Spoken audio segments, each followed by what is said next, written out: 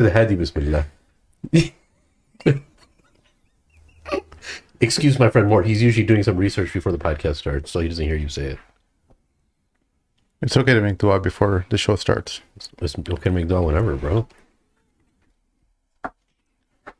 If you can make it before consummation, you can make it anytime, bro. Yeah? It's okay, Sam. Don't fear the blamers. Don't fear the blame of the blamers. That's how it goes.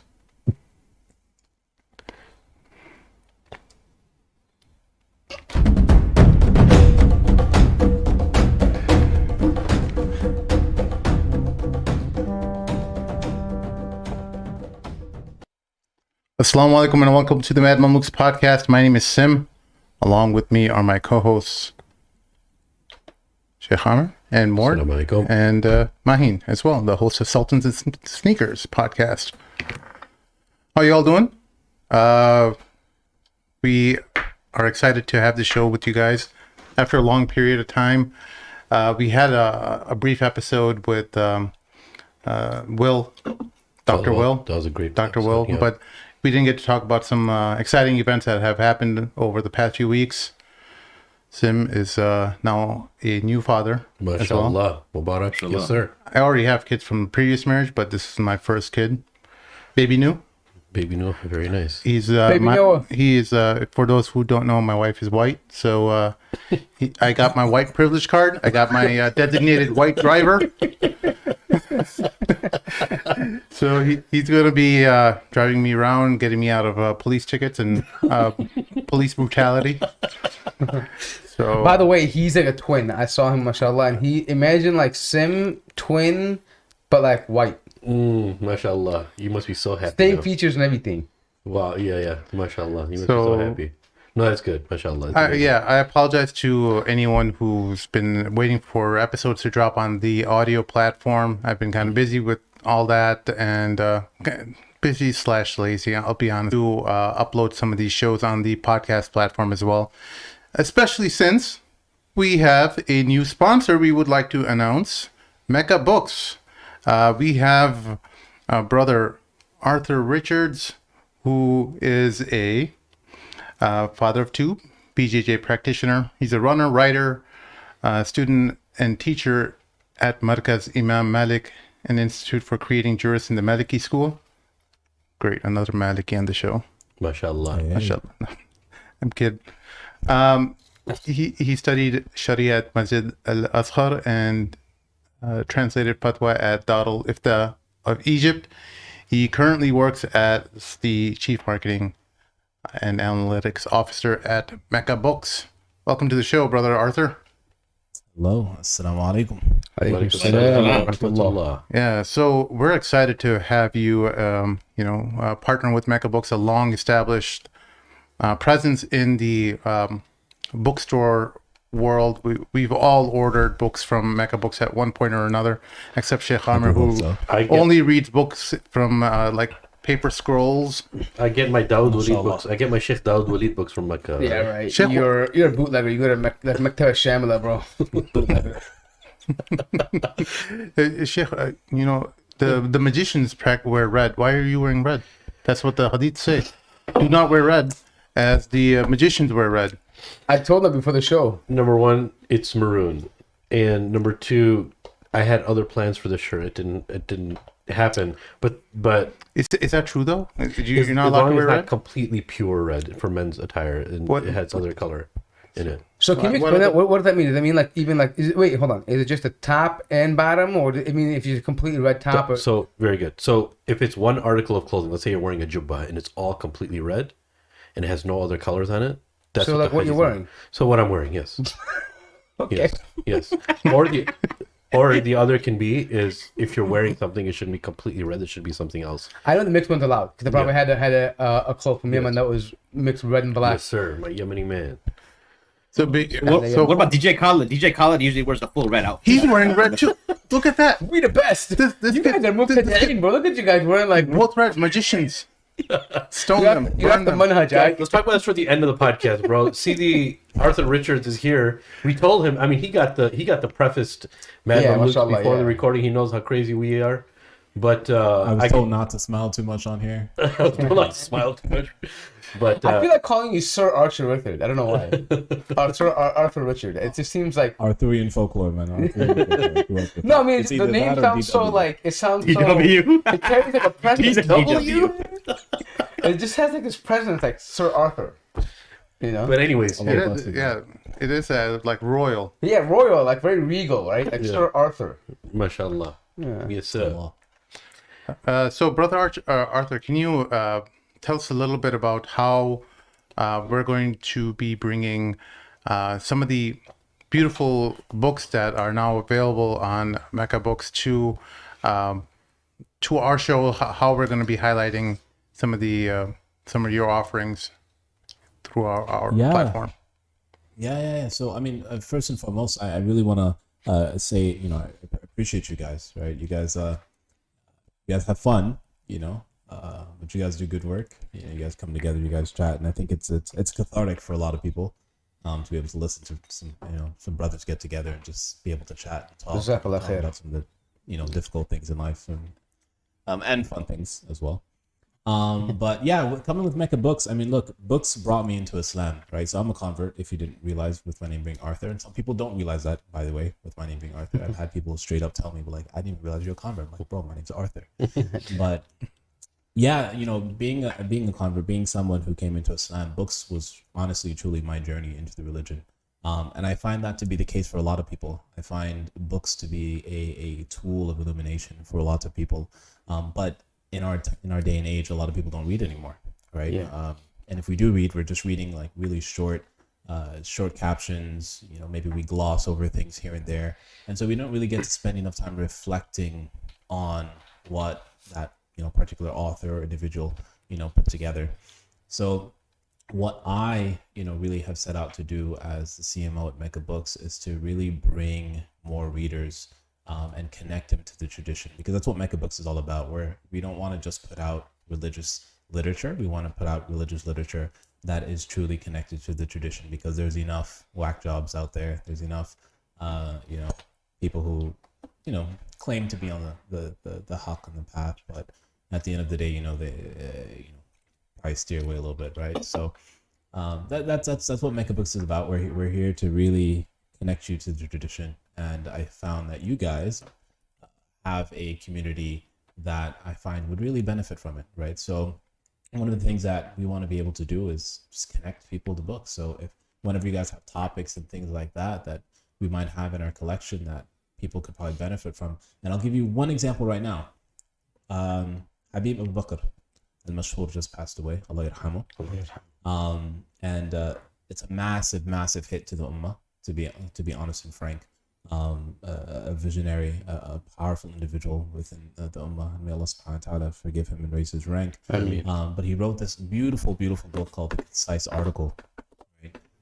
We carry it obviously on Mecca Books, but specifically when we talk about the Hadith Jibreel, usually we talk about the first three pillars, Islam, Iman, and Ihsan, and we tend to forget about the signs of the Day of Judgment. And so this Sheikh, wrote profusely on this particular subject. And how to understand it in modern day times. And I find a lot of people get all excited about the Day of Judgment and like all that, all that kind of stuff. So this is one of those books that I would totally advise people to check out. And there's other amazing things. We have a new book called The Exemplars, a new series, I should say, Exemplars, which for me has been huge as a man, right? Because you have people like Sheikh Salah Jafari, who, brother Sheikh, being in Cairo, what I'm talking about, but a massive figure within the Islamic tradition, the modern Islamic tradition. And there's this entire biography that's been written on him. People like Sheikh Murabbit al-Hajj, people have heard about him, but now we have an entire biography written about him, right? So reading stories about these type of people really changes us. It really benefits us. It really makes a huge difference in our lives, especially as men. And that's another thing that I work on a lot is, man, shout out to man, you're in the Rijal group. We have a little, As you talk, Arthur, I'm showing the listeners Cool. the Mecca Books website. So this is called the Exemplars. You can pre-order it right now. It's not released, right? Yeah. So it's not fully released yet. So you'd be pre-ordering it. It's a 9-book series. So Again, yeah, that's a lot of 9 books. guys. So if those of you guys who are seeing this hefty price tag of $225, that's 9 books. So It's massive. It's massive. It's honestly, it's massive. And is this a few authors who wrote this, or is it one? How does this work? Nah, so there's a lot of authors. So I thank you for asking me that, right? So the intro is written by Harun Sujic, Michael Harun Sujic, the individual who wrote Heart's Turn. I'm sure you guys might be familiar with that title. Habib Ahmed Mashhur al-Haddad was written by Dr. Mustafa al-Badawi. There's Sayyida Fatima al-Yusrutiya. Her biography was written by Karim Laham. tell us a little bit about her. I've never heard of Fatima.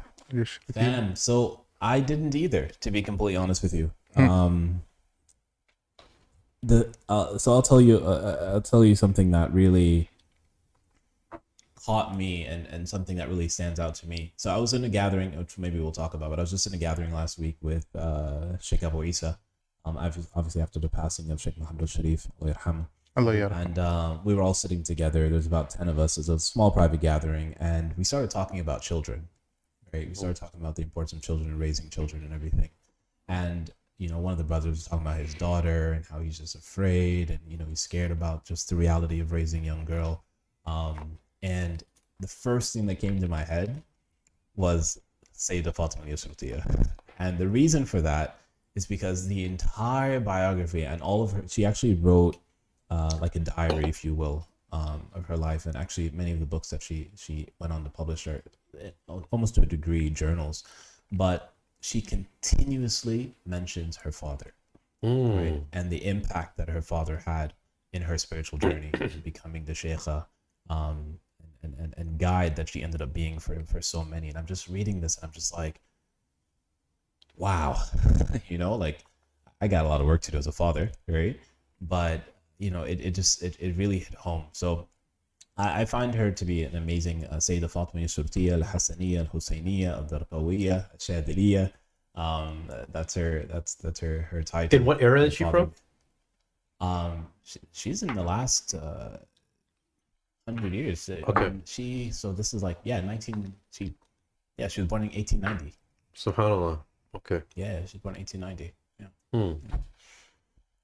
So amazing figure. But yeah, you guys should definitely check that one out. Definitely check that out. Yeah, so I already got it on pre-order. Yeah, I'm you waiting. do. Baller. I got that one and the Sheikh Nu Quran translation as well. That's coming in. Quran Beheld. Yeah. And Mecca, So, yeah. Mecca has the translation also. Mecca Books. Mecca Books. We have the Quran Beheld as well. Yeah, we do. Very So nice. what is that like out of stock right now, or what's the deal there? Fam, I'm not gonna lie. When the word came out that Sheikh Noor was coming out with the translation, it was. I mean, I don't want to make any like references that like my wife's gonna come back and be like, did you really say that? Did you really say that? But it was everybody wanted it. I'll just say that, right? Everybody wanted it, and they still do. So it's on It's a back really order, big deal. kind of. Yeah, I mean, 15 years of work. I mean, he did 15 years of work. This is him sitting. That's the one I want to order. It's intense. 15 years of sitting down with a sheikh, going through different riwayat, going through everything just to put together this phenomenal piece of work. So yeah, it's a big deal. Big deal. Arthur, Sheikh Noor's book was on the homepage. Did you guys remove it? I was kind of, we just had a reading today with Sheikh Jamal Diwan. We just finished a book on the Sirah. We have a book club as well. So we had just finished it. So I had actually just switched those out. But yeah, that There, it's right there. Oh, it's right there. Okay. I Yeah. thought it was removed. Yeah. Okay, here it is. So I'm going ahead, adding it to my cart, and I'm going to order it. Inshallah. So, yeah. I mean, Yeah. So I used Safina Society's discount code because we weren't partners yet. We'll hook y'all up. We'll hook it up. That's true. So the discount code is TMM, right? Yes. So make sure if you guys want to order any of these books, maybe you guys can get a whopping discount by ordering both the Quran Beheld and like, the whoa, whoa. exemplars. He's like, easy with the whopping. That's a whopping 10% discount. So, Well, when you buy Yeah, $300, that's what, yeah. $30. $30. That's That's right. $30 you That is could a good use to donate back to the Madam Luke. No. And not have to pay for shipping and handling. Think about it that way. Yeah, dude. So how long have you been? I don't know if you mentioned that already. CD Arthur, how long have you been with Mecca Books now? so I'm about to hit 3 months actually. Mashallah. So Very nice. 3 months now. Yeah. How's it been? How's the journey been? So I love books. Can't Nice. tell. Yes. Actually, this is you can't see all of it, but this is my library actually that just got shipped from Cairo, like years later, because you know how long it takes to get the Yep. money to handle all of that business. But yeah, I honestly, if there's anything that I could be doing, so prior to being with Mecca Books, I was with LaunchGood actually, so I was doing marketing with LaunchGood, and it was it was great, it was nice and all that, but working with books, working with choosing which books get translated into the English language and That's deciding, great. hey, this is probably going to be really beneficial for our sisters. This is going to be beneficial for our children. Trying to find new authors to maybe write, more children's novels and books and literature. I'm all about that. So it's fun. It's fun. Plus, you probably get a chance to get so much literature go through your hands.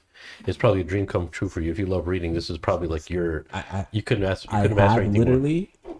I have you guys on the screen, and I have about like 9 PDFs of just random books that are going through the process right now. Inshallah, that we're gonna have inshallah within the next couple months. So yeah, it's a lot of fun. Mashallah, this is your candy store, brother. Enjoy it. Alhamdulillah. Sure. Alhamdulillah. Alhamdulillah.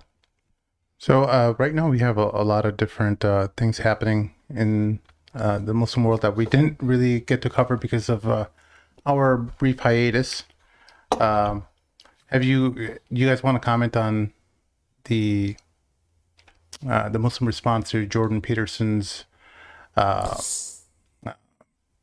commentary or advice to Nasiha, or I don't know what you want to call it to? I made a video of that on my own Yeah. channel because I felt like it was needed to do so. So look, I mean, I know people have high expectations, and rightfully so. I mean, the guy is intelligent, right? But I think this was a missed opportunity for him.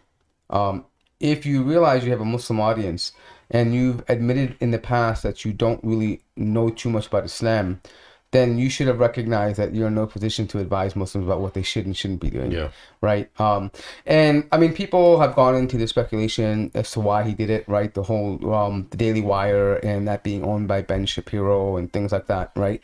Now that could be it there too, but regardless of that, I think if you're going to maintain intellectual honesty, he should have done more research, and especially the way that he may not have realized this, but the way he came about it, he kind of just presented all the typical tropes that they say about Muslims. Yeah. We're angry, we're violent, we just hate the Jews, like We all hate the Shia. yeah, and all these things that we just like that we're incapable of rectifying our own issues. That we have to look, we need this savior guy to come to us and remind us that, oh, the biggest enemy is yourself and you shouldn't be doing that. Yeah. And it's just, to me, it seems so, for a guy who It intellectually, seems so 90s. no, not only that, but for a guy who breaks things down on so many different, on worldviews, for him to kind of divide it and simplify it into black and white like this and ignore the nuances is just unacceptable to me, right? No, it made him make him look very weak. It made him look ignorant. Yeah. So, but this is the dilemma here. A majority of people that see him, whether they're non-Muslims, they're going to be like, yeah, because they don't know anything. They don't know what. Of course.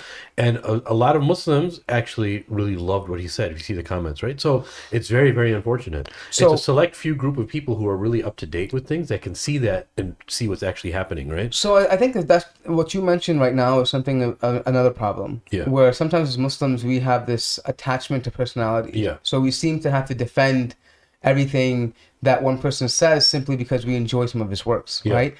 This is also happening with another person named Andrew Tate, right? Like, look, don't get me wrong, he says some great things, but also there's some very problematic things from a Muslim perspective. And we have to get away from this mentality of just, oh, I like a few things, so I like everything, right? There's no problem with saying, hey, this is where Islam draws the line, and he got it wrong, right? Yeah. And I think, but again, other people will go into the motive of why he did that. And, I think he was very clear about this in the beginning about why he even joined the Daily Wire. There was a huge financial commitment. He's able to have a backing from a company that has money, that has resources to film, and he's going to ride that wave. And naturally, when you join forces with an organization like that, you have to tote the lines, right? Yeah, yeah. And so this is one of those narratives that the Muslims are incapable of rectifying their issues. The Muslims have to we have to civilize them. They're stuck in this 7th century mentality. I'm just laughing because this pen pal thing, that comment he made, I just kind of turned it off. I watched it later. It's like Muslim and Shia be pen pals with each other. I was like, what? No, and I'm thinking about?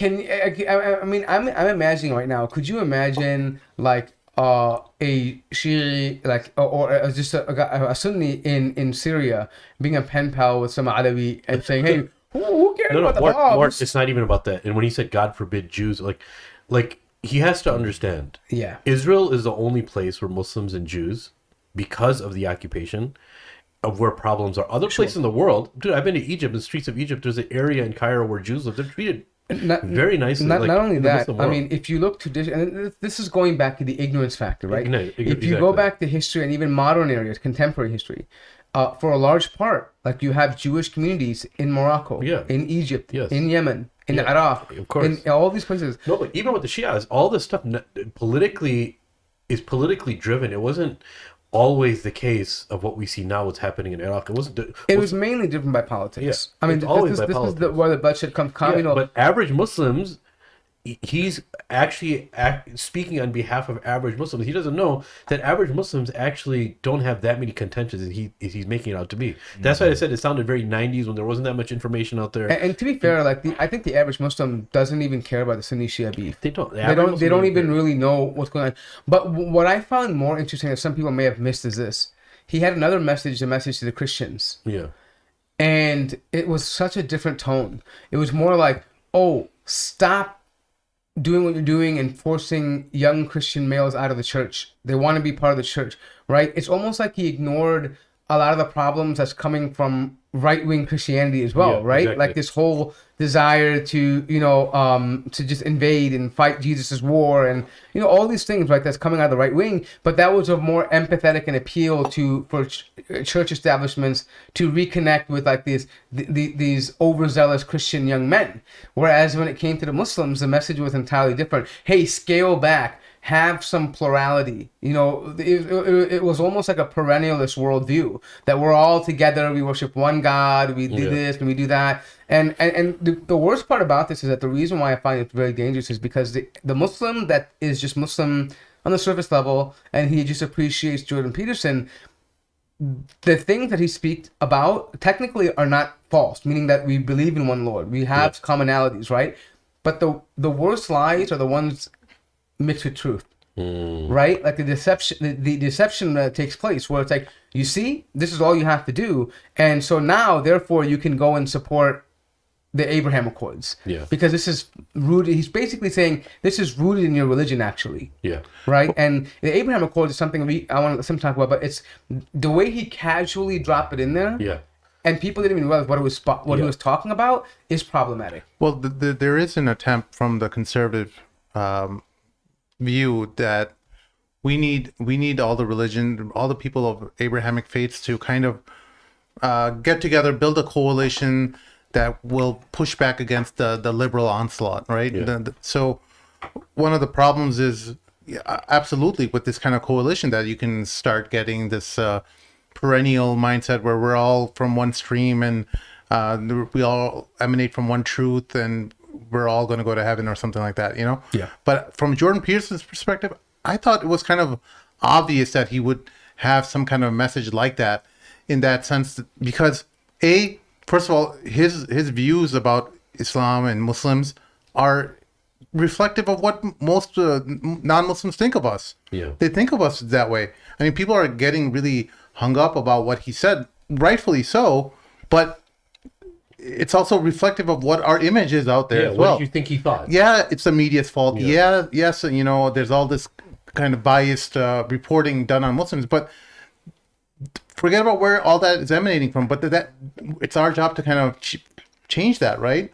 So I thought it was like, yeah, well, it's a very stupid, silly commentary or advice Very silly. Very silly. to Muslims, but for us at least, we should reflect on it in the sense that, well, because it frustrated me that everyone was jumping to say, hey, we're not with Jordan Peterson and we're not with that Akrai, even though like they consumed Jordan Peterson's lectures and books and stuff like that, which we did as well. But we were always saying that, hey, put that in its own corner where this is not something that you're not going to be supporting or rallying behind. Yeah. We're not like Jordan Peterson fanboys. We've said that from the beginning. We've criticized him to no end from the beginning. Yeah. In whatever. He just comes out with decent material. Yeah, but there was an overlap where he was making structured arguments against leftist narratives, we found commonality in that, and we said, hey, these are interesting points and great ways to explain how the liberal project is failing, right? So that is one part, but also I lost my train of thought, but. So Abraham, of course. we'll quickly on that note though. So I think people who are familiar with Jordan Peterson, right, understand that that he's going to espouse views that are typical of people around him, right? I think that's understandable. I think where the disconnect was and where the letdown was is that he was making strides to reach out to Muslims and find out more and more about Islam, and it put out the face that he was willing to be educated first before diving into Islam, right? And I feel like that he didn't do that properly before he actually addressed the Muslims, right? So I think so. It's not that I'm particularly shocked that he had these views or even has preconceived notions and biases about Muslims. That's totally understandable, especially in the places that we live. However, when you go out and you talk to Sheikh Hamza Yusuf or you talk to Muhammad Hijab, right, and then you're saying, you're asking these questions and you're trying to you'd expect him to dive a little bit deeper on his own, study, have more conversations, and then maybe have a more informed opinion and a message about what Muslims are really, what the Muslim experience really is, right? And I think that's where you drop the ball. Who's that? I just want to ask you another question. I remember watching and listening to the Sheikh Hamza Yusuf discussion, and I felt even then that there was a lot of condescension. Really? I really did. What part did you feel? So for example, I remember when Sheikh Hamza was discussing, I believe it was the accident that he was in. He had a near-death experience, right? And he's like trying to explain to Jordan Peterson like that, how he felt and what he felt, and all I can remember was this consistent response from Jordan Peterson, like, I see you smiling over this. I think you understand what I'm saying, but he was kind of like, he was talking down to him, like, that's what made you become Muslim. I think the idea was that what I felt was happening was that he almost looked at Sheikh Hamza like a patient, and he was trying to analyze him and say, oh, that's the reason. I figured it out. Oh, that's a great observation. You need me to tell you why you behave the way that you do. I didn't see it that way. That was pretty cool. But see, don't forget though, that may come off as condescending, but that's his field of study. Yeah. Like that's how he approaches even Christianity. 100%. That's how he approaches liberals and stuff like that. Everything. Yeah, he has that kind of a tone. That's what pisses off the feminists and the liberals when he's. It's not necessarily the point that he's making, because his points really make sense because we're able to see it because we're kind of cheering him on, right? When he's making those points against feminists and the critiques against the transgendered community as well. So what I think when the longtime viewers of Jordan Peterson kind of are accustomed to that, so they weren't, at least I didn't really feel it that way when I saw him speaking to Sheikh Hamza, but I do understand where Brother Arthur is coming from, but he one of the things, at least from his perspective, is not to make Muslims an enemy. He doesn't want. I really don't think that he's purposely, willingly being condescending and being ignorant towards Muslims. I don't think it's intentional. I think it's really reflective of how ignorant he is. That's exactly what I was mentioning. I said this is really showing ignorance. I don't think he's a hateful person. I don't think that he's somehow trying to paint Muslims a certain way, but it certainly is reflective of his ignorance. And I think this is where an area where he would need to mature. Because look, to be fair, he's a clinical psychologist, right? And he provided his understanding about biblical text. He's not a theologian, right? He brought a different perspective about the Old Testament, about Genesis and all these things. He has a series, and people found that fascinating and interesting to see a different perspective. But he needs to know that with that newfound fame, it doesn't make you a theologian. This is not what makes a theologian, right? There are things that you have to study, especially when it comes to Islam. There's a process on how you can understand, how you can enter scholarship, right? Yet alone have a basic understanding. And I think he's blurring that line a little bit out of ignorance, without knowing what actually it is that we have to believe in, how we go about it, who is an authority for us. Like for them, I think he's approaching it from more of a Western Christian world lens, where, to be honest, there's no authority for them. It's a free-for-all in Christianity, meaning that, hey, you want to believe this is good? We love everybody. This is my heart, your heart, whatever feels good, dude. Just scream Jesus, hallelujah, praise the Lord Jesus, right? And you're good, right? But in Islam, you have like this authority figure, right? And we have a process. We have chains of narration. We have ijazat. We have traditions that we have go back 1,400 years, where we can't just let. This is one of the reasons why, for example, a group like Daesh was condemned by everybody, because we have chains of authority and how we can view them, right? And I think he's ignorant of that, because he's simply approaching it from the psychological, the scientific method in his mind, right? So I think that's the ignorant part. One of the things that a lot of people have to understand is why I'm not making husna done for Jordan Peterson or anything. There's a lot of thought behind this, because many of the financial backers, conservative backers like Peter Thiel, who was one of the founders of PayPal, he's a very conservative backer of a lot of projects like and I don't know if he was a backer of Daily Wire, but there's many other projects that he's backing throughout the country that have Muslims involved with staunch conservatives. Yes. So it's not in their interest to ruffle feathers and muzzies. Yeah, they don't. Yeah, they don't want to pick a fight with Muslims, because they want them to be partners in this pushback against the liberals and Democrats in the West. You know, that's why it's not that we're trying to make excuses for Jordan Peterson. It's because there's a conservative project that's at hand, where many multi-million billionaires who are working together to unite these ends of the political spectrum against the and that's where the liberals. That's where building groups is something very, very important and very dangerous at the same time, depending on what your goal is, right? And depending on what your bond is. And the bond that they're building is something of a reactionary measure of battling the liberals and trying to pick out certain things amongst the religions, even though they may not have a good liking to Muslims or even Jews or whatever, whoever's amongst, I'm talking about all these groups together amongst each other, but they collectively feel that they have to do something against the liberals, and that's what their bond is now. And that bond is a very weak bond, because very reactionary bond. And once that, let's just say they get to their goal, then what happens after that? Are you going to be like, Muslims, hey, continue working with us, Muslims? Continue with us. No, they're not. It's going to be It's going to be infighting amongst themselves. That's what always happens. You're right? And that's why we believe the strongest bond is any type of unity has to be with Allah. It has to be based off our aqidah. If it's not based on anything else, it's weak. If it's based on nationalism, it's weak. If it's based on race, it's weak. If your movement is based on something very cultural, it's weak. If it's not based on Allah and all sovereignty belongs to Allah, then it's not going to last, right? So I think there's two things to highlight here. Additional points people should probably recognize as well too. So definitely we mentioned the ignorance part, but however, he did mention also that the conservatives are trying to create this coalition, right? But before we talk about that, there's also another element to realize, and maybe you might have recognized this, Sim, as well. But organizations these conservative organizations, and even these Zionist, pro-Zionist organizations, what they do is they recruit people that are charismatic but oddballs in society where they don't fit, meaning that they see the potential to captivate an audience.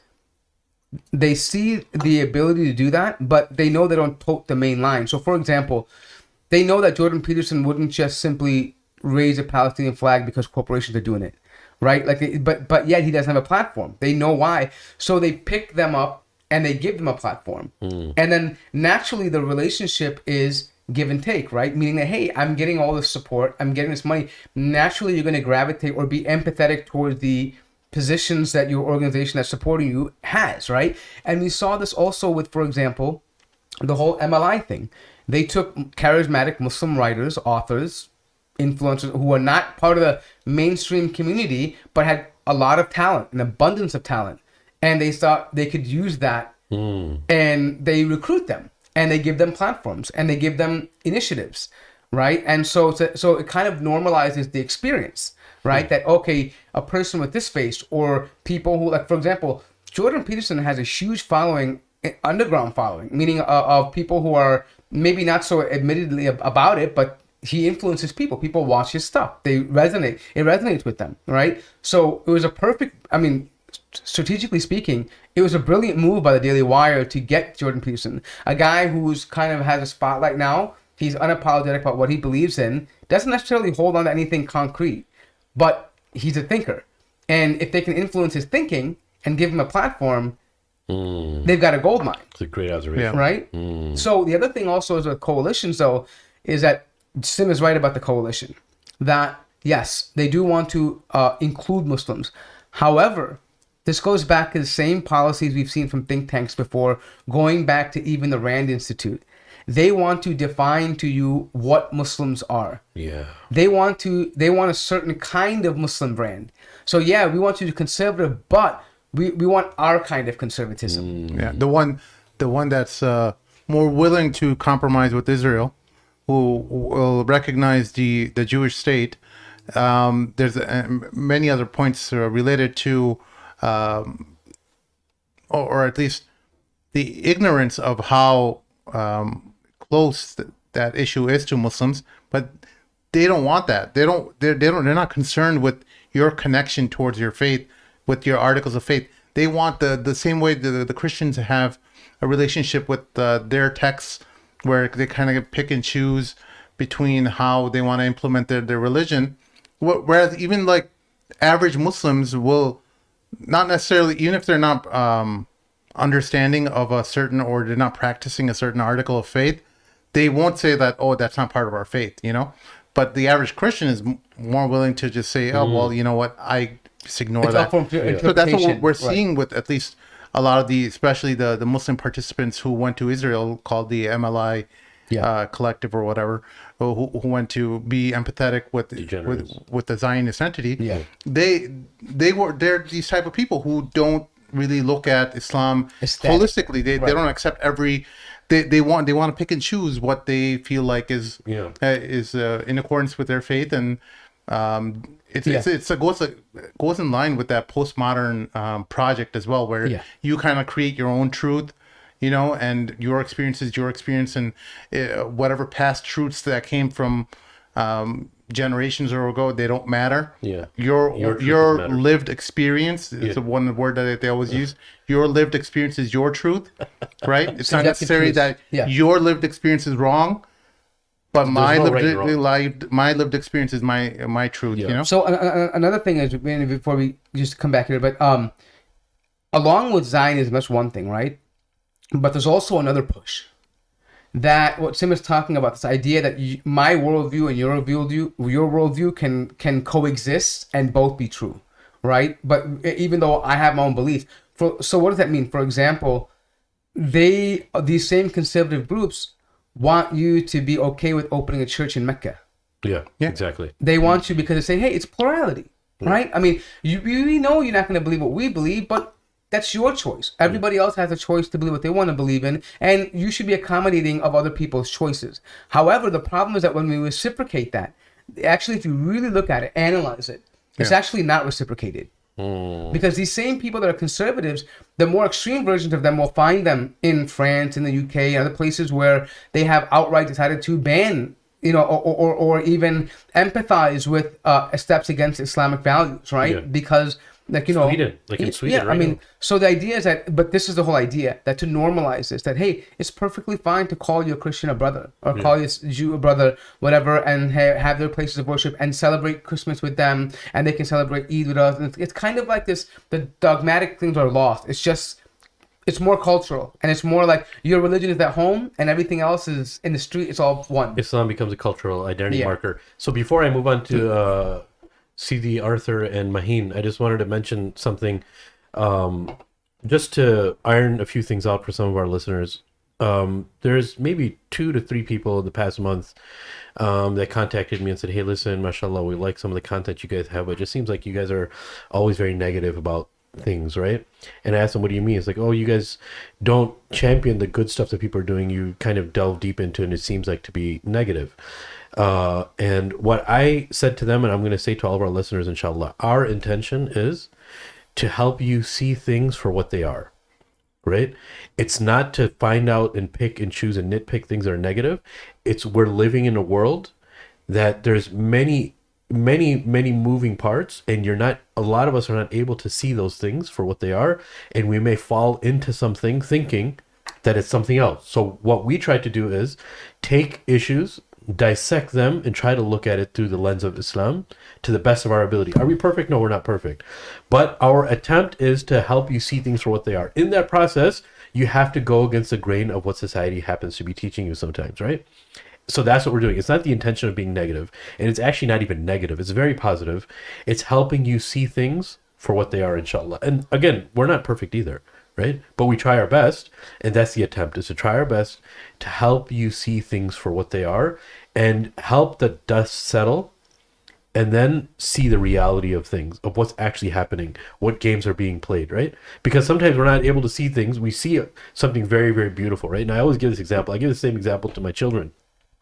Is when we were growing up and we used to watch TV, and they used to make like Budweiser and like Bud Light look so amazing, and they call it crisp and clean, and the little Sweat, the bead sweat, the bead yeah. sweat's falling Yeah, down, yeah. and the girls and guys are just like, dude, they're having so much fun. And there was once, dude, I think I was like 8 years old. I was like, man, why is this haram? My parents are watching me to have this much fun. Like, how come we don't do this at our parties? It was like a small phase in my life where because I'd be always watching these Yeah. TV show, and you're like, dude, they're having so much fun. They're so happy, and all these people are surrounding each other. And The our bikinis? dawats, the dawats, we don't have any of this. Like, but no bikinis but, at the but the dawat, right? reality of that life, the reality of that life is very, very different. You right? just want to play beach ball with like these girls, don't you?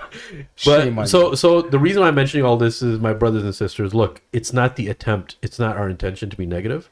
It's helping you see things for what they are, inshallah, to the best of our ability.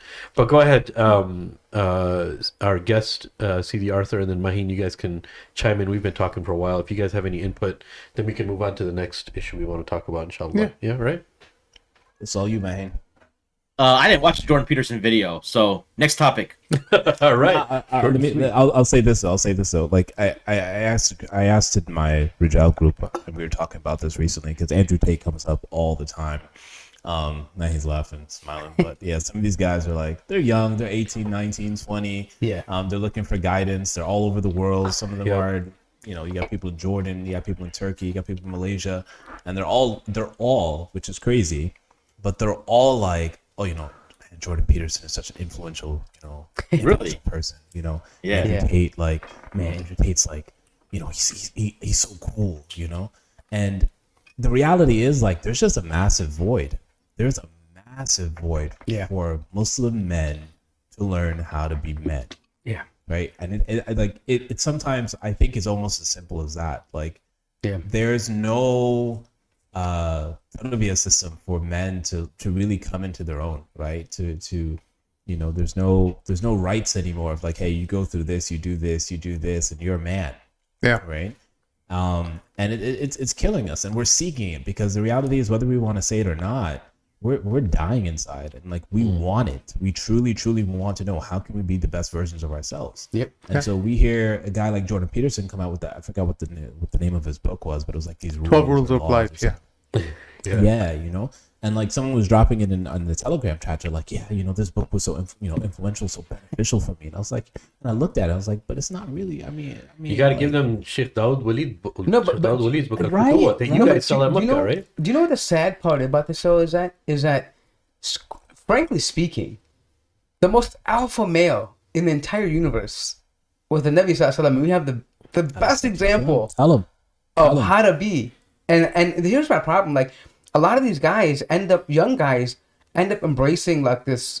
As much as we talk about feminism, right? They embrace this red pillism. And this is just another counter extreme of what feminism is, bro. Yeah. We're not taught to hate women, bro. I mean, we're not taught to view them as just pieces that we can step on for in this whole game of hypergamy, right?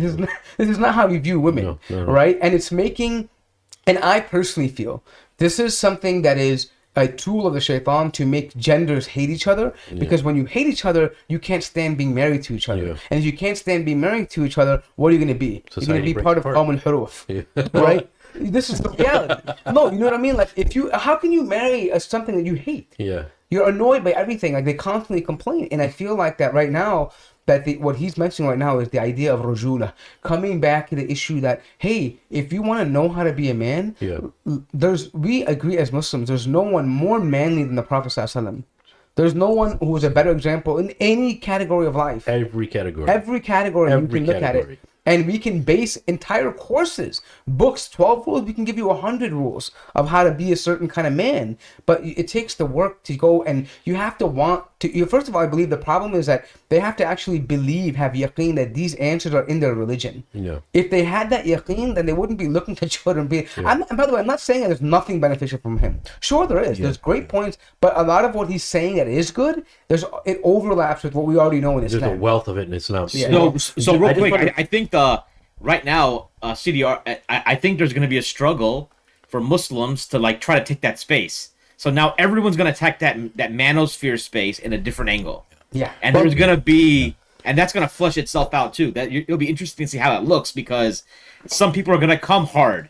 Like there's another Muslim podcast, I won't mention my name, but I was talking to some brothers about it last week, is that they literally are like taking like Rollo Tomasi's Rational Male Unfiltered and just feeding it to the Muslim masses. Well, right? It's fine if they do, Maheen. The thing is they need to be funny and engaging and erratic or eccentric like Jordan Peterson and guys like Andrew Tate are. The problem is that the Muslim media sphere or the entertainers out there aren't very entertaining, to say it bluntly. There's a few guys who are entertaining who can, maybe a couple guys, but I can't say for the most part, most people who are teaching things like Rajula and stuff, they need to get out of their comfort zone. They need to be funny and engaging, and they need to be more clever in their analogies, and that's what Andrew Tate does. I think one thing that unites all of them is he also swears a lot too. No, but I'm not even worried about that. You can perfectly say what you want to say. So I don't know, we want that, like, but I think that's what people are attracted to be honest. The youth see some dude dropping F-bombs and talking about, like, man, if you're a Muslim and your wife did this, man, you would slap the bleep out of that beat. You know what I'm saying? Yeah. No, but I'll say this much. I don't think it necessarily is that itself is what the swearing part. I think what it is I'll be honest here. One thing I find that all these charismatic people have in common is that they are 100% unapologetic in what they believe. Yeah. Jordan Peterson doesn't swear. Yeah. But what makes him convincing?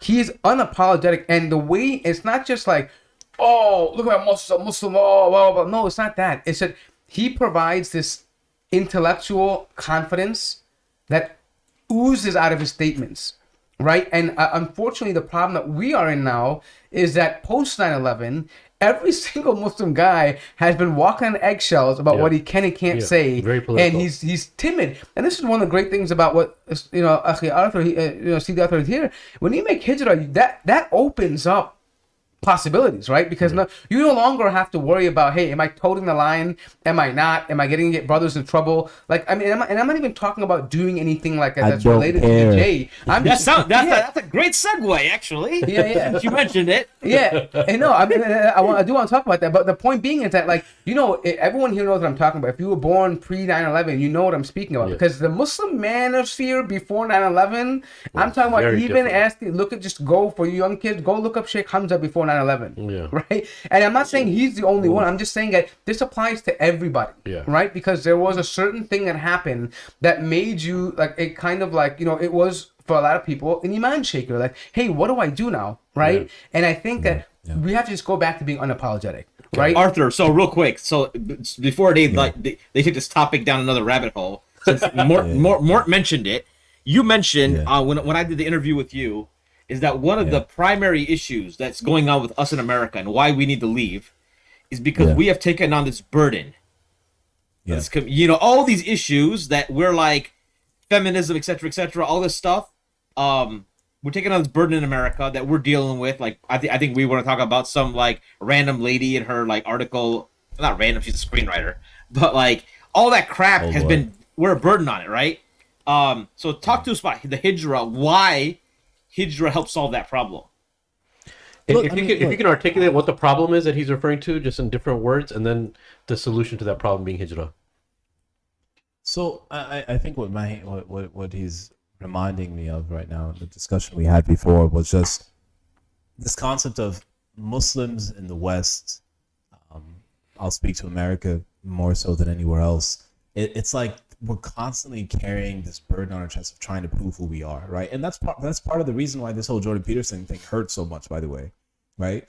Because part of it is like, yo, I thought we had this white guy, you know, like I thought we finally had him, right? And he dropped the ball, right? Like he dropped it, or I guess we dropped it. He said we dropped it, so I guess we dropped it. Oh man, we really did drop the ball. We suck, right?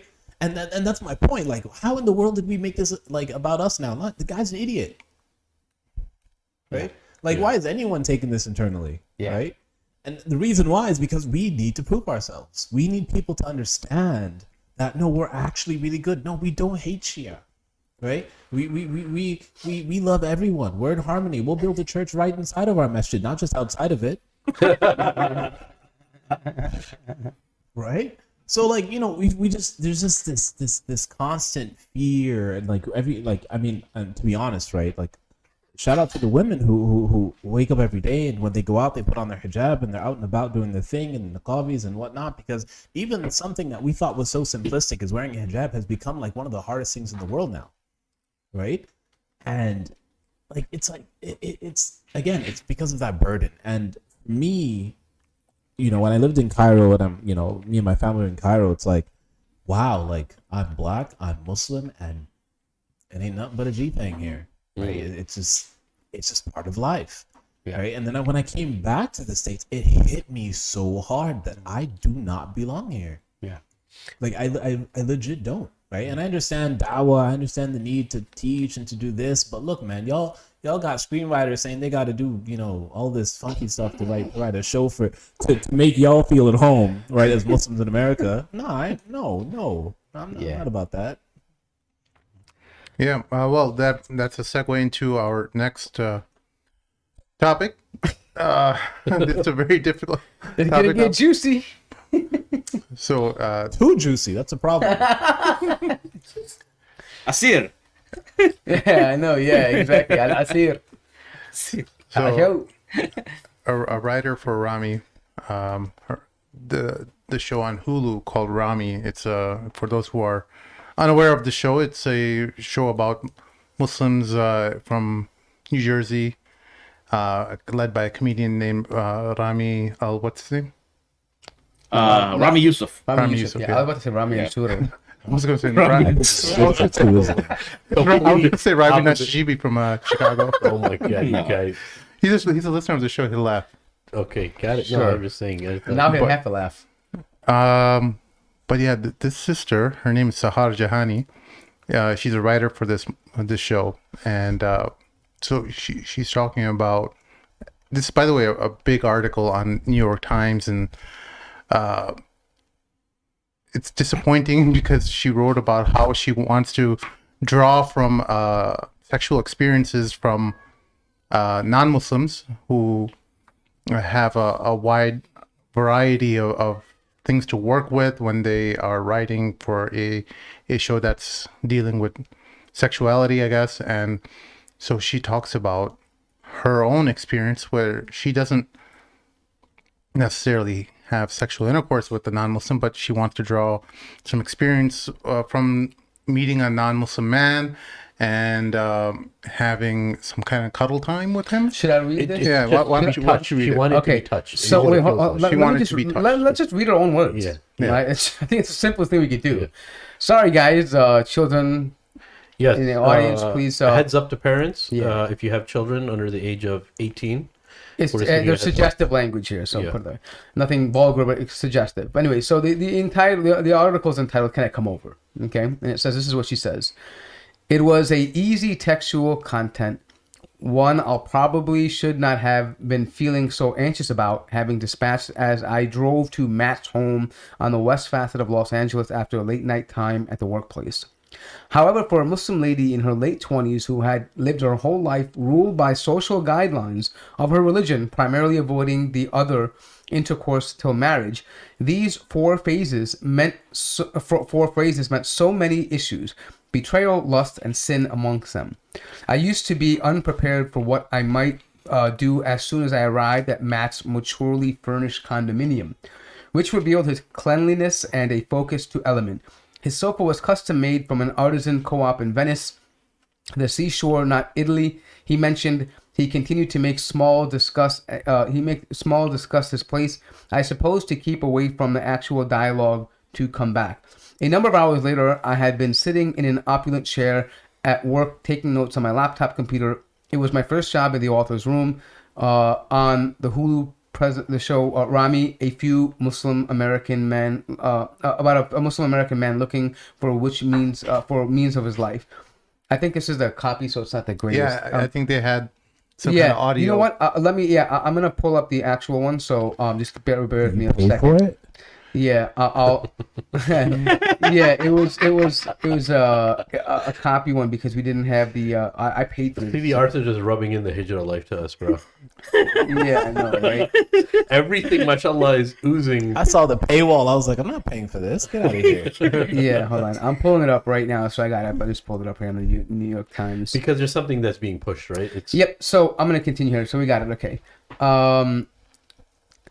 I was unprepared for what I would do once I arrived at Matt's maturely furnished condo, which revealed his cleanliness and attention to detail. His couch was custom made from an artisan co-op in Venice, the beach, not Italy, he said. He continued to make small talk about his place, I suppose, to avoid the real conversation to come. A few hours earlier, I had been sitting in a plush chair at work taking notes on my laptop. It was my first job in a writer's room on the Hulu show Rami, about a Muslim American man searching for the meaning of his life. If you're not familiar with the television writing, the only way I can describe it would be one giant therapy session, every day with the same handful of people over the course of many weeks. You sit together and share stories from your life in hopes that they will inspire a nugget of drama that can be mined for entertainment. There's this notion that to write the most authentic stories possible, we must dive deep into our own experiences and trauma. The room is a, quote, safe space, end quote, for most showrunners would say.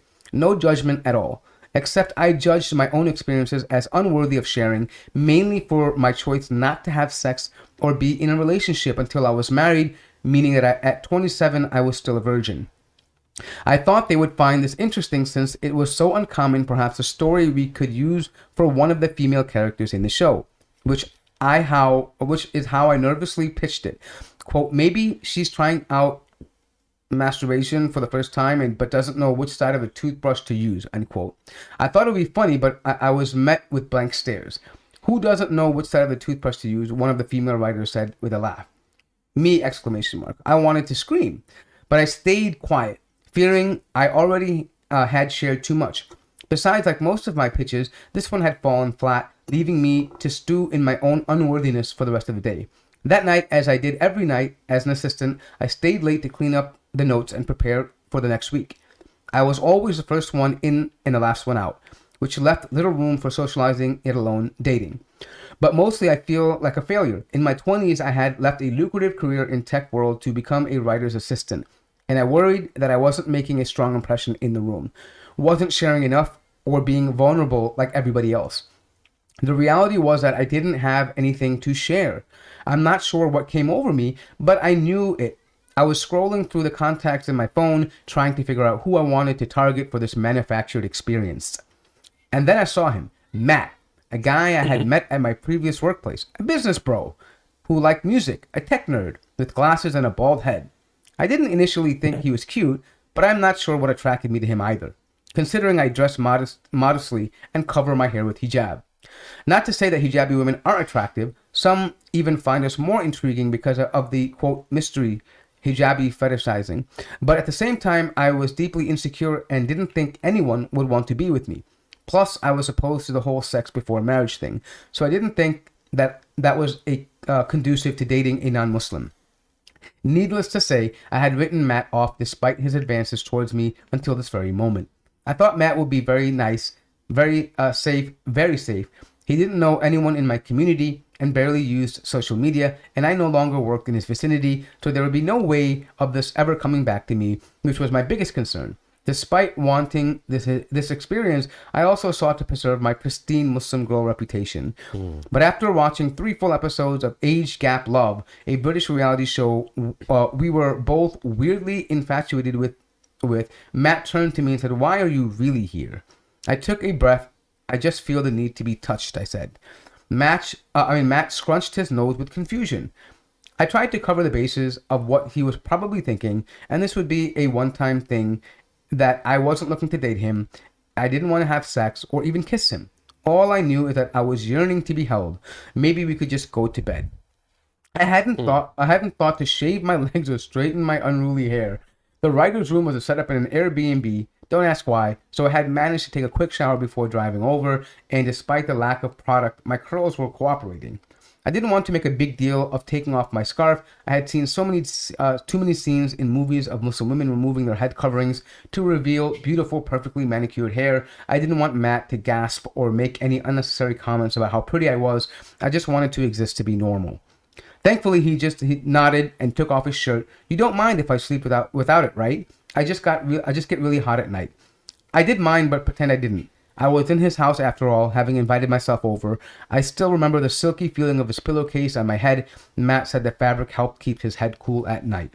"What do people do when they sleep next to each other?" I asked. Matt chuckled. "For starters, I can put my arm around you." I didn't know where to put my hands or head. Do girls sleep in guys' armpits, or are they on the chest? What if my head was too heavy? My mind raced as I tried to think of what I had seen in movies. So much of my understanding of the world came from fiction because I rarely dared to live fully in the real world, perhaps explaining why I became a TV writer. "Just do whatever you want," he said. I had never allowed myself the luxury to do whatever I wanted. I hadn't even touched my own body sensually until recently, let alone someone else's, but in this moment it felt so good. That night, Matt's arm never left my side and never ventured beneath my shoulder blades. He was respectful. I let my head fall onto his chest, and as his breathing began to soften, mirroring mine. Somewhere in the middle of the night, our lips touched, my first kiss at 27, and it was magical. Not long after, I ended up writing an episode where a married Muslim woman sleeps with the protagonist during Ramadan, the holiest month of the year. Many Muslims on Twitter were up in arms, of course. They couldn't understand how she could cheat on her husband at such a holy time. God forbid a Muslim woman could also have urges, wants, and desires.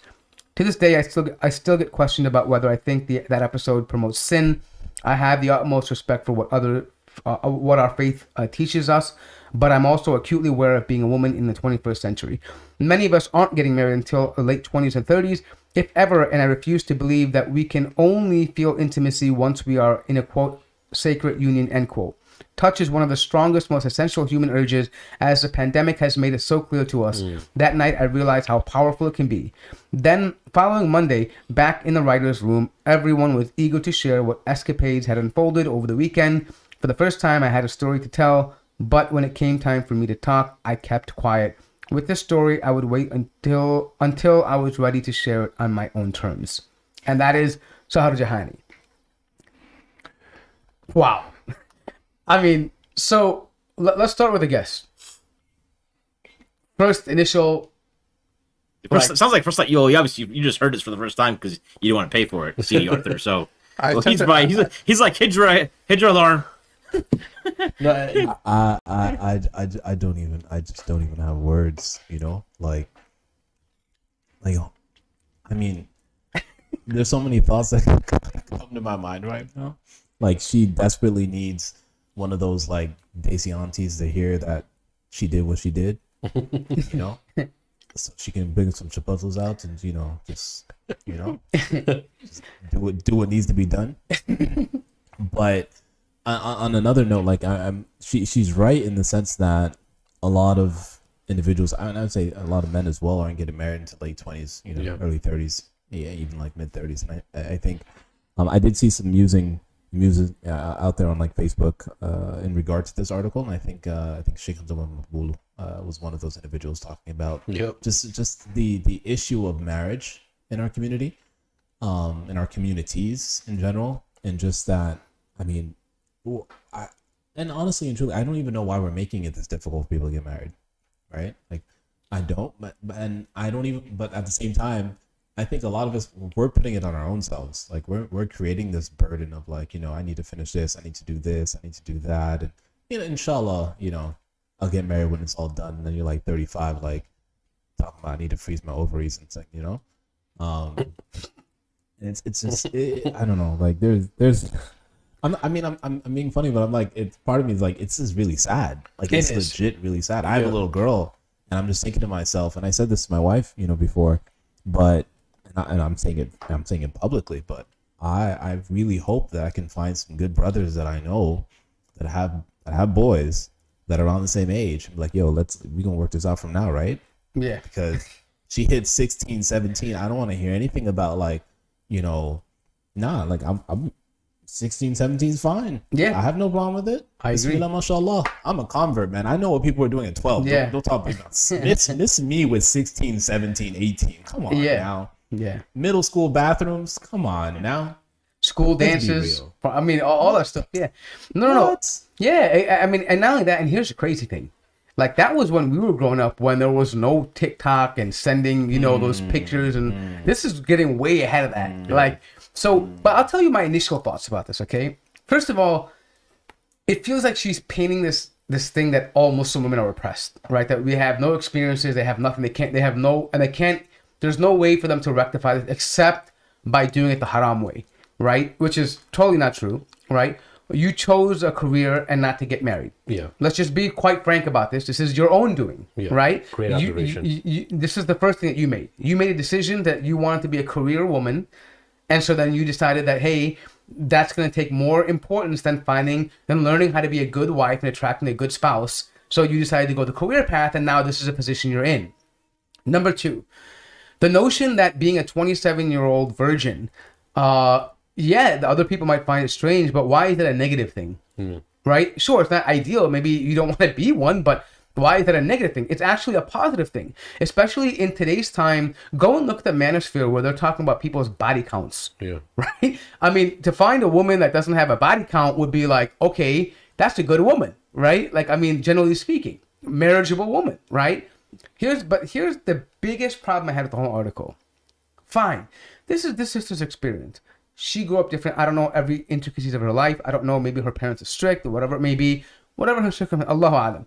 But my biggest problem with this is that when she comes and says, I don't for one believe that we have to limit this intimacy only when you have a sacred union. Yeah. And so why is it important? Well, obviously we know importantly because the Quran commands differently and Islam is different. But she couples that with her mentality, and you can see because when she talks about what she wrote about in the character about a woman committing zina in Ramadan, right? The problem with this is that she's saying, she justifies the two almost like, hey, oh my God forbid a woman has desires. Why is that? That's not even what we're talking about. Yeah. Women can have desires, but why do you have to go and make haram to fulfill the desire? Yeah. This is no one's denying that women have desires and needs and rights. This is something we all know. But she's kind of justifying it, saying, see, we don't really need to have to wait. I refuse to believe that we have to wait till marriage or that even marriage means anything.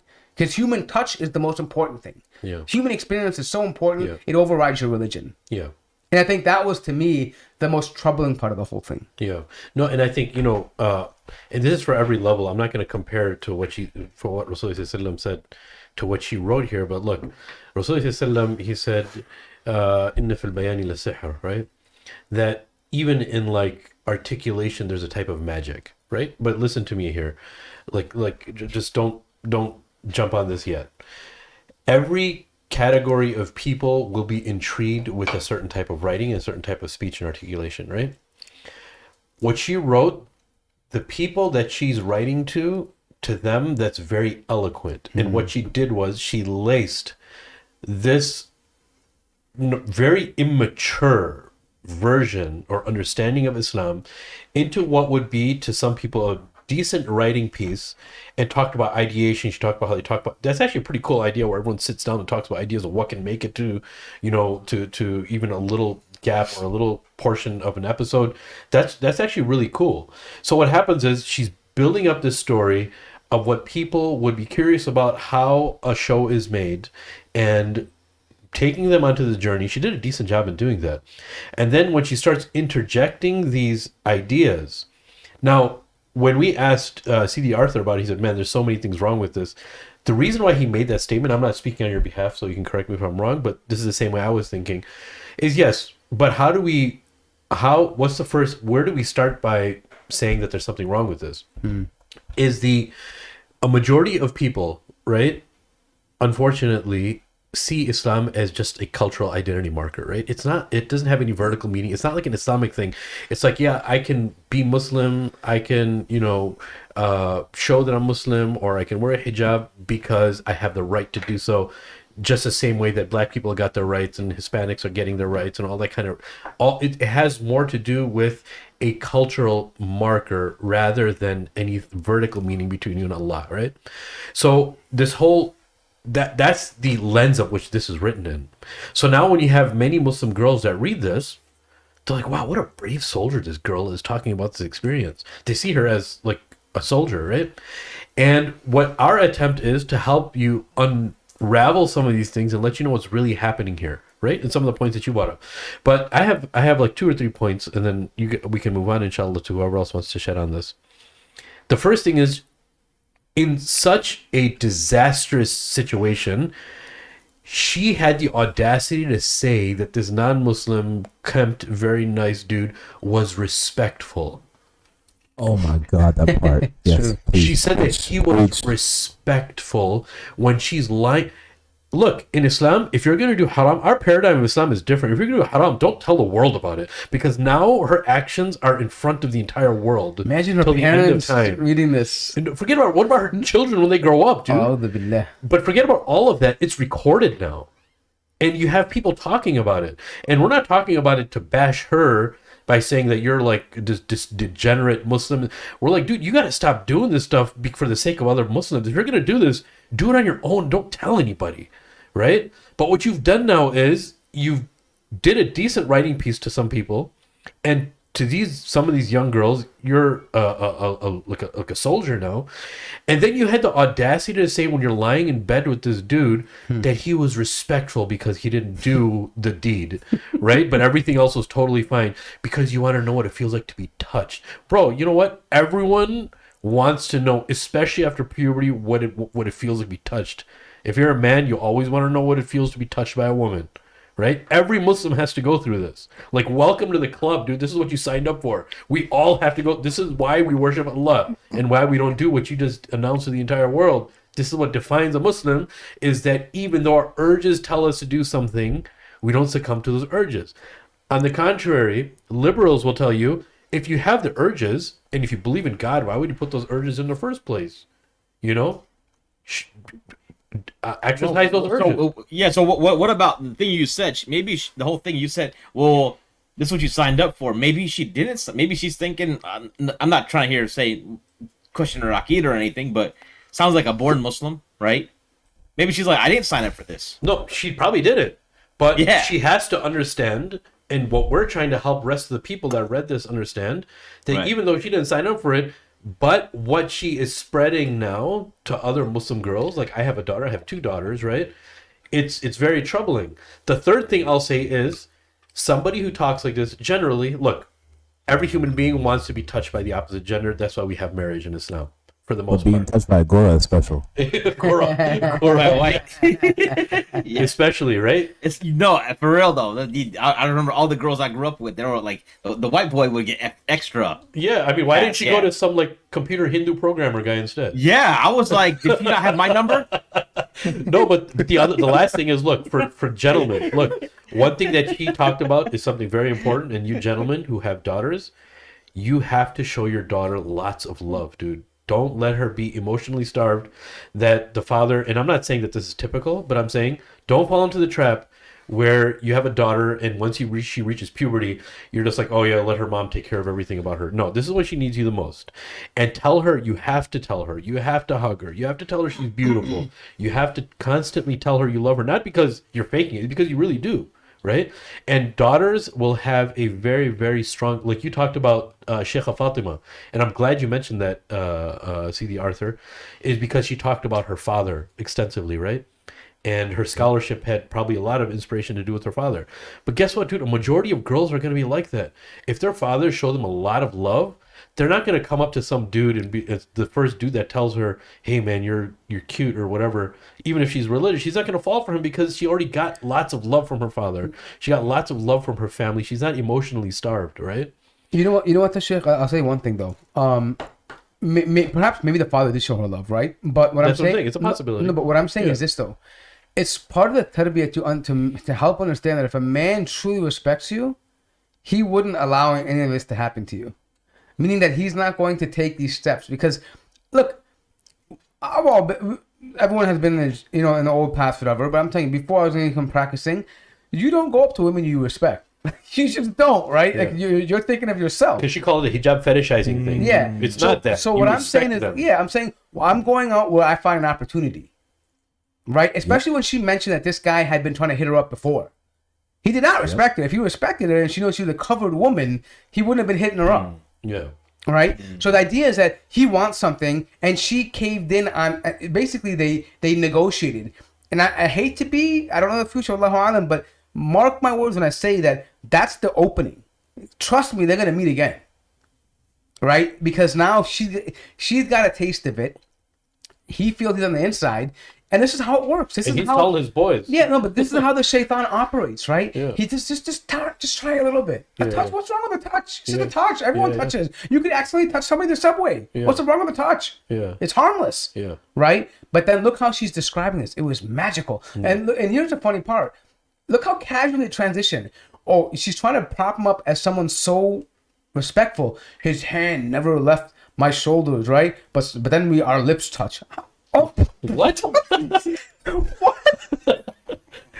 Yo, you're right. That she did kind of just slide that in there, and you just called it out. I'm like, yeah, she did say that, didn't she? Right. Yeah. And she's painting this picture that look, guys can be totally respectful. You can have these experiences and not have to have sex and not have to go anything further besides Yeah, like and kiss. sex is the only problem. You can lie in bed with a guy and kiss. Yeah, just lie with a half naked dude, no problem. Yeah. Have him take his shirt off, wear silk sheets Yeah, or late whatever. night, yeah. It keeps your head cold. Yeah. You know what I'm saying? I mean, But yeah. just don't have sex. You make sure you get silk covers too, because Yeah. it gets too hot Keeps sometimes. his head cold. Yeah, I mean, but what I'm saying is like this whole normalizing, and this is my issue too. And I don't want to be the guy that says, because I know hijab and covering and modesty is a hard thing for sisters in America, in the Western world. I know that much harder than we have it. All I gotta do is grow a shaggy beard that it's in style now, right? But I'm just saying. But what I'm saying is, if you're gonna behave like this, and you're in a position right now where you're writing this, why even mention the hijab? What is the purpose of this? Yeah. Because that hijab is not the reason why you are the way that you are. Yeah. Because there are women who don't wear hijab who are chaste and have a virgin and are longing for a man's touch too. Yeah. So the idea that you have to blame the hijab, how is that Passively, for, yeah. how are you helping the community, bro? Yeah. But I think part of that is she's trying to show other women that, look, I'm just like you, right? Yeah. Like, Yeah. I'm a hijabi. I'm just like you, and I have these urges just like you do. And this is what I did. Yeah. Yeah. And you can do it too. Yeah. Yeah. Exactly. It's magical. And this is the biggest issue too, that it's like, and this is someone asked in the chat, like, who do you think is more influence or more appreciating of this thing? And I'm thinking about it now, and I would say, sadly, Muslim women who can relate to it. Yeah. And they're going to say, you know what? She got away with it. She's living a career life. I understand her position. I'm in the same position too. Yeah. I'm not married. I have a career. You know, we just want to be touched. A girl just wants to have fun. Yeah. You know what I mean? And then, well, you know, so you can go there, and they're going to lie to themselves and say, look, you can find a respectable kafir man who's not going to talk to your community and just lay in bed with him because he's not going to do anything. Right? And then you end up wondering why. Trash. Yeah. So, and this is the crazy part. Sorry, it's just all coming to me right now, like a puzzle. But, and this is what we say when we talk about. Kaiser Sote moment. But this is what we say when we talk about this, right? And we're like, hey, the most beneficial, the person who receives the most benefit from these degenerative societal norms now is the non-God-fearing person, man, who has no accountability, no responsibility. He benefits the most because he can do whatever he wants. He can allow the woman to degrade herself. He doesn't have to take any accountability for his action. In this story, he's the nice guy. Yeah. He's the hero of the story. He landed an arm. You know, I mean, and now, like, you know, he's benefiting everything. Yeah. I got this chaste Muslim woman who's head over heels for me now, and I'm the hero. Yeah.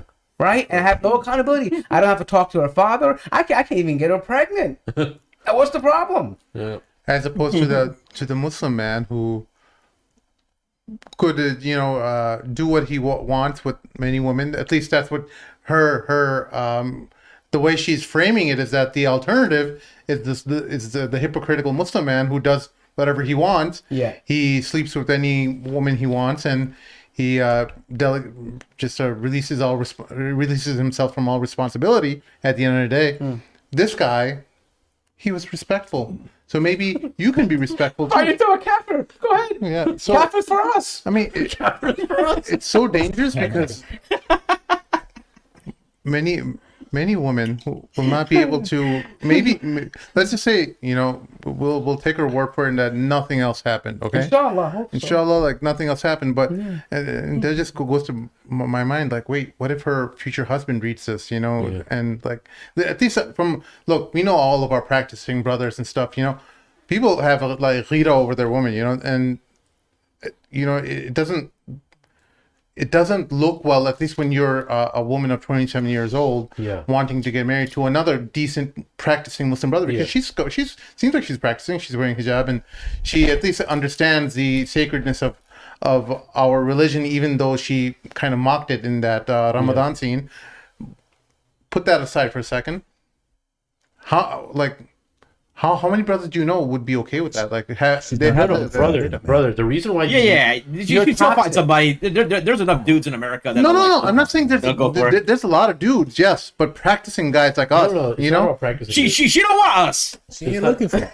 Oh, okay. Might try. She don't need us. She don't want us. She might try. She doesn't want them. Yeah, I would try. I would try to hit her up, and I gotta like a no. Oh my God. Matt was available.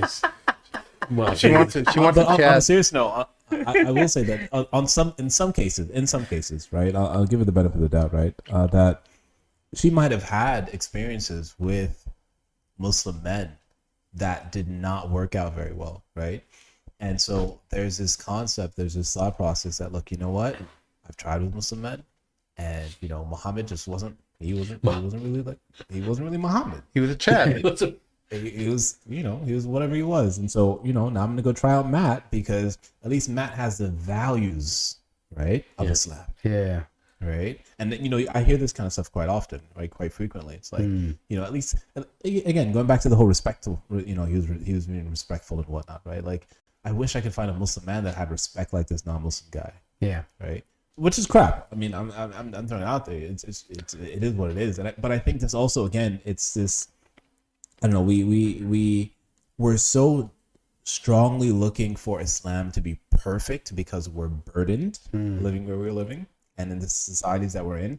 So Islam has to be perfect. And so if I can't find a perfect Muslim man that embodies Islam the way that I heard in Sunday school and the way that, you know, it's I think internally it's supposed to be, then I'm just gonna wait forever to get married, and eventually I'm just gonna find myself finding some guy who's respectful and just gives me a hug at night, and I can write Rami scenes. It's magical. Just call back. Just All right, so I want to talk about so CD Arthur. You were. Yeah. I know you have an interesting perspective on the recent passing of Sheikh Muhammad Al-Sharif, rahimahullah, because you before you were CMO of Mecca Books, you were actually the Amir of an Al-Maghrib chapter, correct? Yeah, way back when. Way back when. Yeah. So Yeah. so tell us a little bit about that, and then like your experience and what happened. And I saw you were trying to reach out to some of your old Al-Maghrib connects, but you were able to attend the janazah. Yeah. So talk to us a little bit about that. Yeah. So I joined Al Maghrib like way back when. So when I became Muslim was July 18th, 2010, right? So about like 2 weeks after that, I was hosting a fastathon, right? A fastathon? Assalamu alaikum properly. Yeah, I was on YouTube or something like that, and I was like trying to watch videos of people saying assalamu alaikum so I could even say it properly so I could host the event.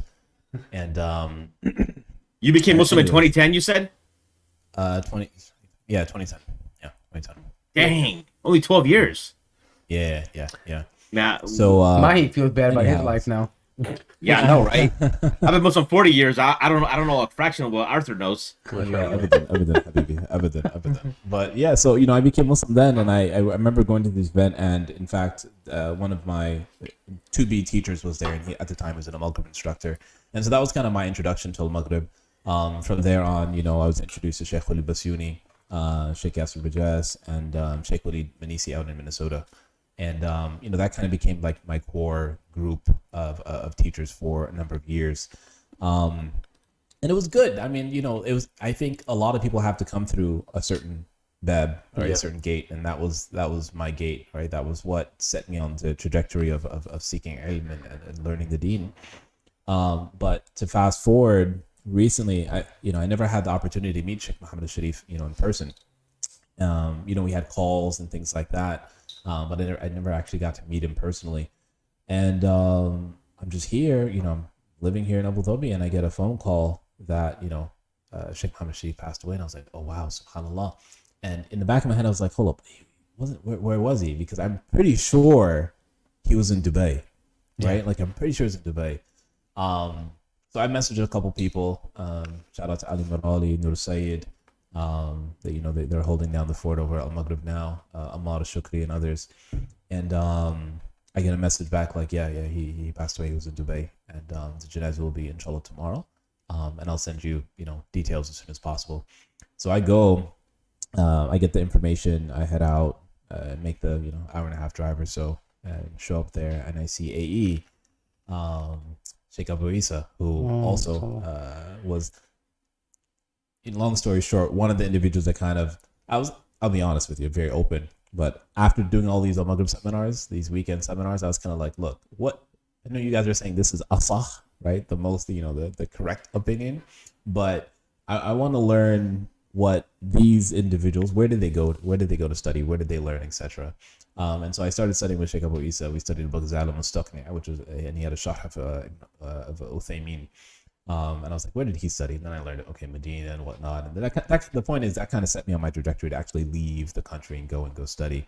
But I hadn't seen him since then, and I see him there, and he led the janazah, he did the washing, I was there for the janazah, and he invited me over the following night, and we had this very closed gathering. And part of that gathering was a recording. So if you guys go on YouTube, you'll find a recording of Sheikh Abu Isa. It's probably on the Maghrib page or something, but he had a very open and honest conversation about mental health. That was in Dubai. That was in Dubai. Yeah, that was okay. Gotcha. It was like 10 of us talking and whatnot. But after that, it was AE. It was AE. If you know AE, But we opened up. And actually. This is something I actually wanted to bring up even within this gathering right now with you guys is I think when men get together, we're extremely shallow with each other, right? We're extremely shallow, and I I don't know. I'm not going to talk about why or whatnot, but I think we could do a lot better of getting a little deeper as to how we're really feeling, and the difficulties that we're facing and that we're going through. And I think that's going to help us a lot when it comes to the growth that we need to have.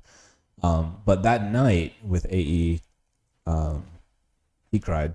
He opened up. He talks about Sheikh Muhammad Sharif and a lot of what he went through with him, the good and the bad. And it was good seeing someone like him just completely open up and let it out, right? And talk about some of the difficulties he had. And he pushed a lot of us to talk about those difficulties as well. There were people, we played this card game, and like one of the questions on it was like, what's something you're avoiding right now? And another person was like, what's the scariest thing in your life right now? And he started talking about his daughter. That's a guy I was just mentioning a little earlier, talking about his daughter and how he doesn't have a good relationship with her. And he's completely afraid that, when she hits 18, 17, 20, like she's going to have nothing to do with him. And, having these real conversations with men, it's really powerful and super important. So for those of you who are listening, and even for the group right here, like I really just want to encourage and challenge you guys to get a little bit deeper sometimes. Yo, I'll be honest with you, man.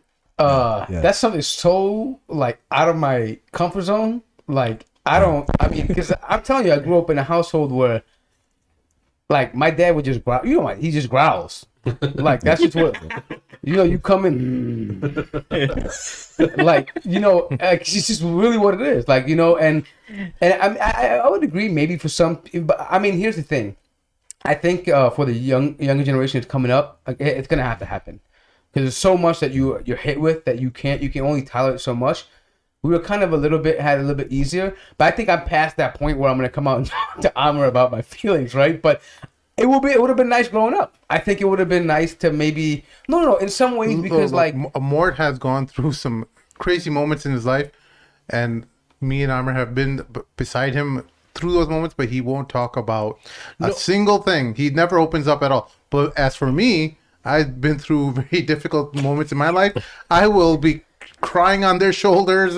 I'll be a bit complete basket case, I think it varies from case to case, because men generally, any problems that we have, we don't like to burden other people with it. Yeah. Like, look, a lot of times we have that, like, especially if you're married, bro. Like, and I'm not rebuttaling what you're saying, Sheikh Arthur. What I'm saying is that it's like, dude, I'm gonna have to deal with this on my own. Why should I trouble my wife with this? I don't want her to be stressed out. I don't want her to think about her security is in jeopardy. I think he's talking about just between brothers. No, I know. Yeah. But I'm saying even amongst brothers, it's like, for us, when we meet, we like to talk about ideas. Guys in general, we like to talk about ideas. We like to talk about sports. We like to talk about, because when we go down the feelings route, it's like, dude, I don't want to let anyone else know about my feelings. That's why should I trouble my friends with my feelings? I think Arthur would probably argue that's the problem. Right? But I don't think it's not. I think actually, so I hear what you're saying, and I think part of it is that we don't want to trouble someone else. But I think deeper than that is we're scared, right? We are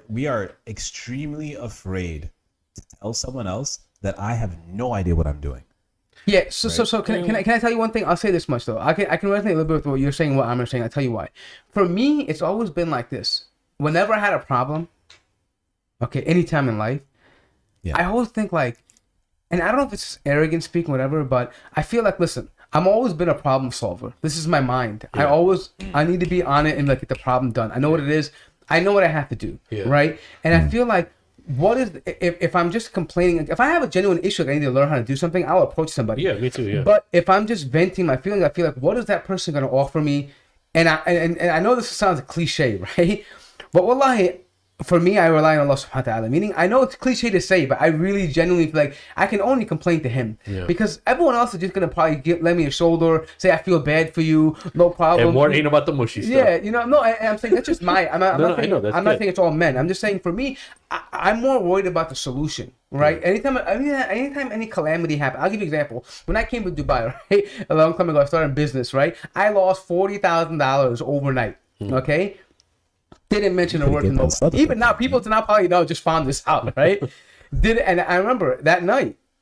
I mean, I'm talking about. I don't get me wrong. I felt sick, like man, bro. My stomach dropped, bro. I was feeling nauseous. I was like, oh my god, I'm out here. Everything I had is just like down the drain. You know what I mean? Like I'm out here. I only have a month left on the place that I'm renting. I'm not gonna call my parents or call everybody else. No, but I mean that night. I mean, for me, alhamdulillah, Allah has gifted me a gift that, you know, I prayed, I made dua, I slept on it, and I woke up like a new day, new sunshine, right? And I'm like, okay, I'm gonna work through this, right? But for me, I feel like what happens that for me, if I'm gonna spend time talking about my feelings, I get lost in the feelings and not the solution. And that's just me personally, right? But I do it. But my brother's opposite. Like there are people who have to unburden themselves, and that's important. If you're that kind of person, don't feel shy to do it because it's gonna harm you at the end. Like for me, alhamdulillah, it works for me. It doesn't harm me. It pushes me forward, right? But for some people, there's not right or wrong. It's not weak or strong. Everybody's built different. Some people need to unburden themselves. They don't, then it just becomes this dark spot in them, right? So I agree with what he's saying. I know brothers that are, I don't want to call them soft. I just say they have a different need, right? And because the whole objective is to be better yourself, right? If you can't handle it the way you know how to, and it's going to be something you have to get off, and that's the way of bettering yourself, then do that. Yeah. But what did you say, Sheikh Arthur, would you say every group of friends and guys, they have their select group of guys, when something's not working out for them, they go to them? Like, you know, like I have my set group of guys. I'm not going to mention them because, you know, I don't want them to think that they're cool or something. But but anytime, like, career, not part of that group. No, dude, career help, this and that. I'm like, guys, I have no idea what the heck I'm doing, bro. I need help on this. Like, I think, don't you think that most guys have that small circle of friends? They don't want to give it to, like, maybe their acquaintances, but don't you think every group of guys, I mean, based on my observation? I think it's going deeper than just work. He's talking about life issues. No, I'm talking about life issues too. When it comes to growth, and it comes to money, and it comes to, you know, all the finer things in life, we got people, right? True. Because we're all about, I want to grow, I want to grow, I want to grow. Yeah. When it comes to, yo, fam, I am borderline about to kill myself. That's what you're saying, yeah. I borderline just committed some of the worst sins that you have no idea that are holding me underwater right now, and I have no idea how I'm gonna get through them. Right? Nah, I ain't gonna talk to nobody about that. Yeah. I'm not talking about it. But Isn't that shame though? I'll go down. Isn't that like shame though? Like you feel like I feel so much, like someone would feel so much shame. Like if someone did something really haram, they're like, man, they're gonna look at me differently. They're going to. But I think that's what he's referring to. They have to be so close that he shouldn't have that fear. Yeah, but that closeness is only gonna happen when you're vulnerable, though. That's a difficulty. Right? You can only create that type of intimacy, and that's the same thing with even with our spouses, right? Like you can only create that real type of intimacy when you're vulnerable, and we're not willing to create that vulnerability with another man. Sometimes. Yeah. I see what you're saying. Sometimes So would you define that as like true sahba, like when you actually like when you're on that level? No, I would. sometimes our listeners will reach out to me on a Patreon or something like as an anonymous with an anonymity account, like a Curious Cat or something. That's one of the things. You know what Curious Cat is? Yeah. It's like a I have one platform of where those. I get all so those, people send like questions and stuff, and like they know everything about me, so they feel some level of comfortability, at least reaching out to me, and I don't mind that. I just don't. I don't want people to think that what we're saying is a license to go tell anyone. Yeah. Choose someone who you can confide in, be intelligent. Yes, there are people who will look at what your emotions are as weaknesses. That's why I'm very selective about who I'm talking to about whatever I'm experiencing. My most trusted people around in my life are who I talk to. You're welcome. I wish I'm there one day. But yeah, just be careful, because there are people who will view or see these holes or these issues that you're struggling with as weaknesses, and they may take advantage of it. They may try to manipulate you in some way. Just be careful out there, you know. There's a beautiful Allah Masturna bisitikal jamil, right? Yes. Allah covers with your beautiful covering, and I think that's a dua.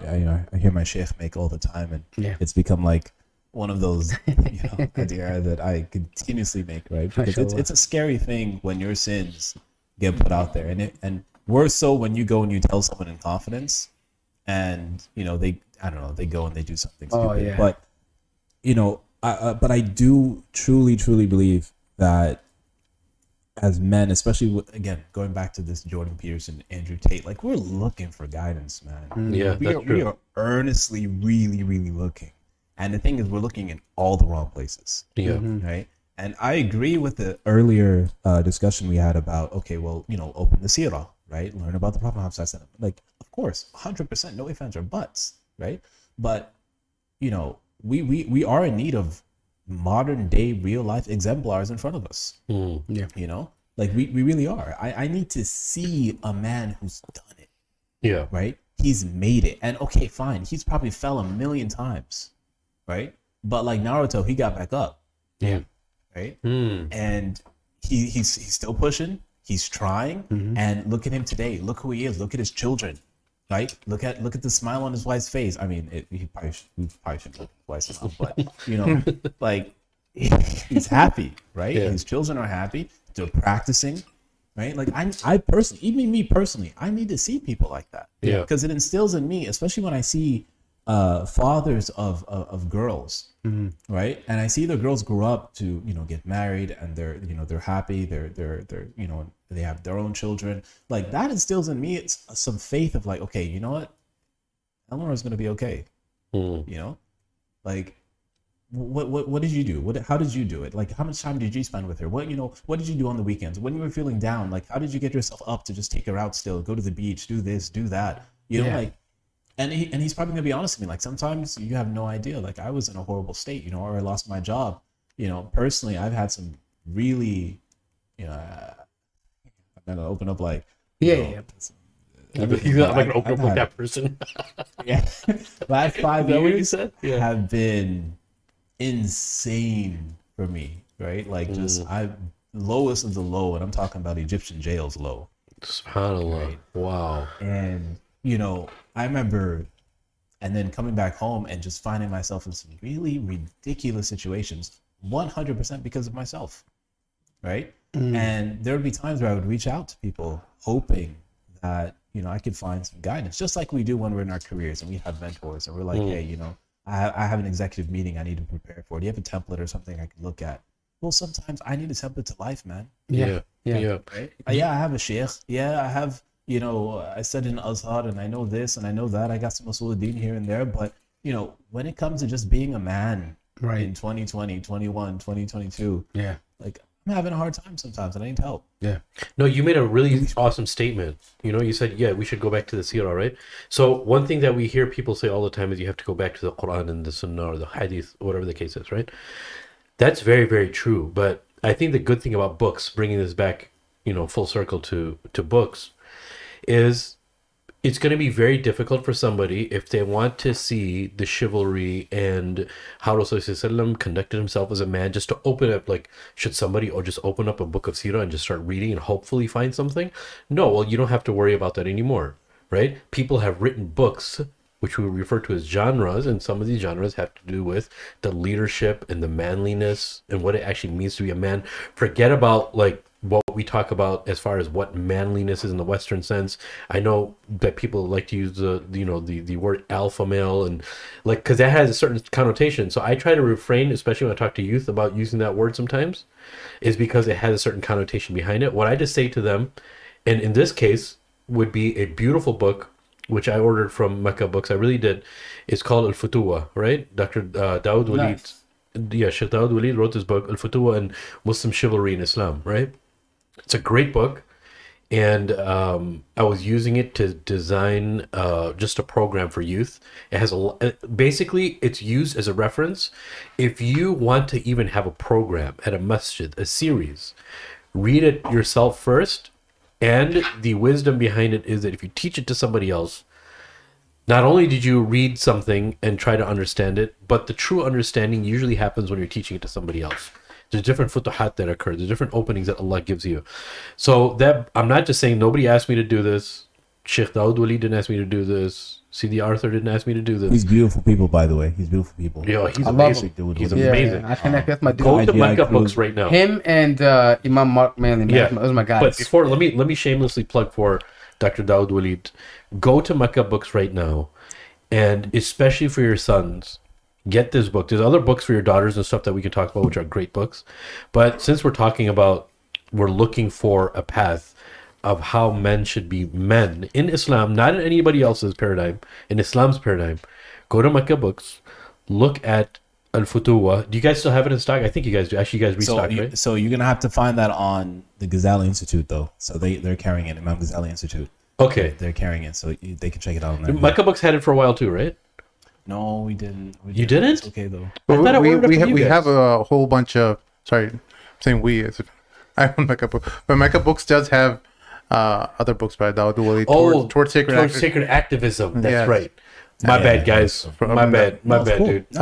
centering the black narrative as well. Yeah, no, but Towards Sacred Activism was a book I taught when I was teaching Islamic high school. We had a subject called Islam in Society, and I used that book. Great book, another manual.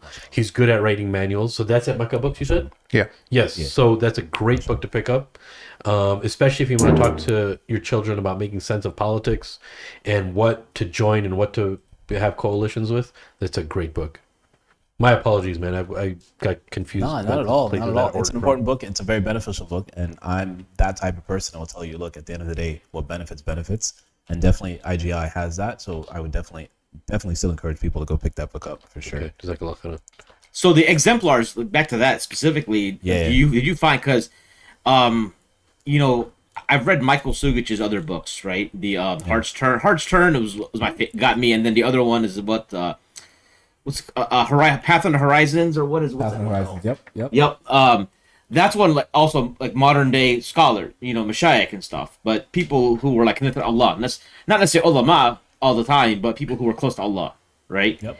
Signs on the Horizons. So that one I feel like gives you a lot more practical. It gives you kind of an insight, but I think it comes down to I don't know if you agree with this or not. I feel like when one of the things is you need to have closeness to these kind of shuyukh personally. That's my assessment. I'll give you my example. My case study for a lot of this stuff is Umair Hasib, right? Sheikh Amr used to work with him because I saw him as a 16-year-old kid who was into drinking protein shakes and basketball and girls, and then he goes like to Morocco, and when I got to meet some of his teachers when I went to Fez, like a couple years ago, and I was like, because I could see it transform when he left, right? It's not like he just came back with book knowledge and that was it. There was a different there's a transformation that happened with this guy, and when I saw his teachers, I was like, okay, I can kind of see why this happened, why this manifested.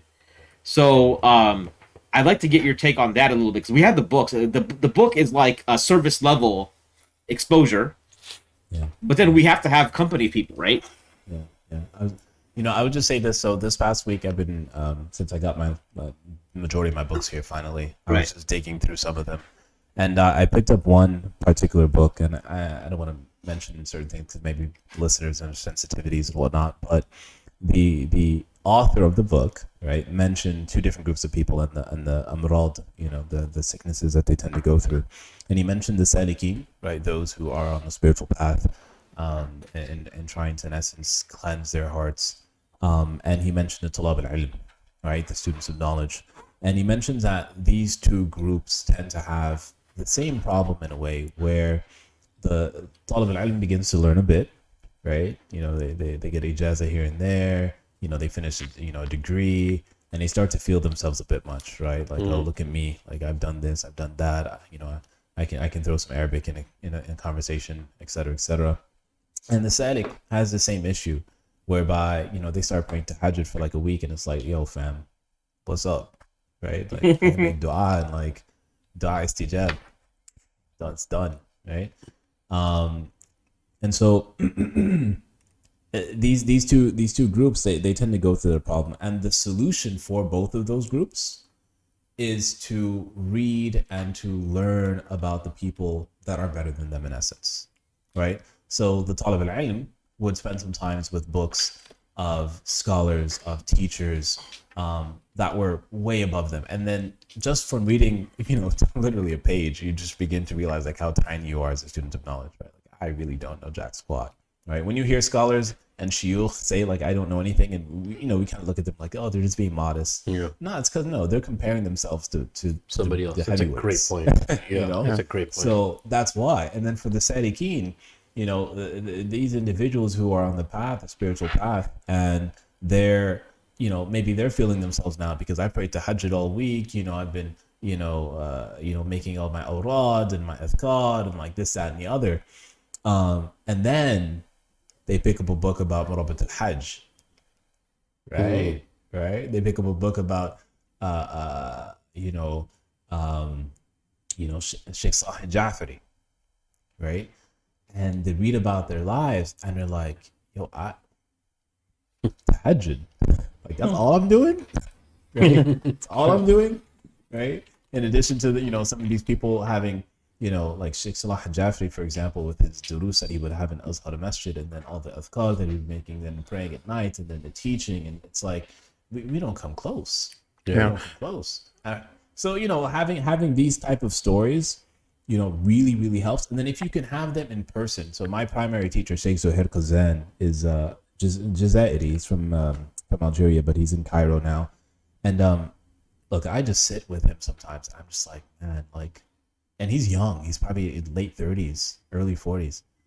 And he can't walk anywhere in Cairo except now that there's an Azhari Sheikh who's like, oh, mashallah, ya alam, you need to come, you need to give a halaqah here, you need to give a daras here, you need to do this. Same thing with Sheikh Fawzi. Some of you guys might have heard of Sheikh Fawzi Kanati.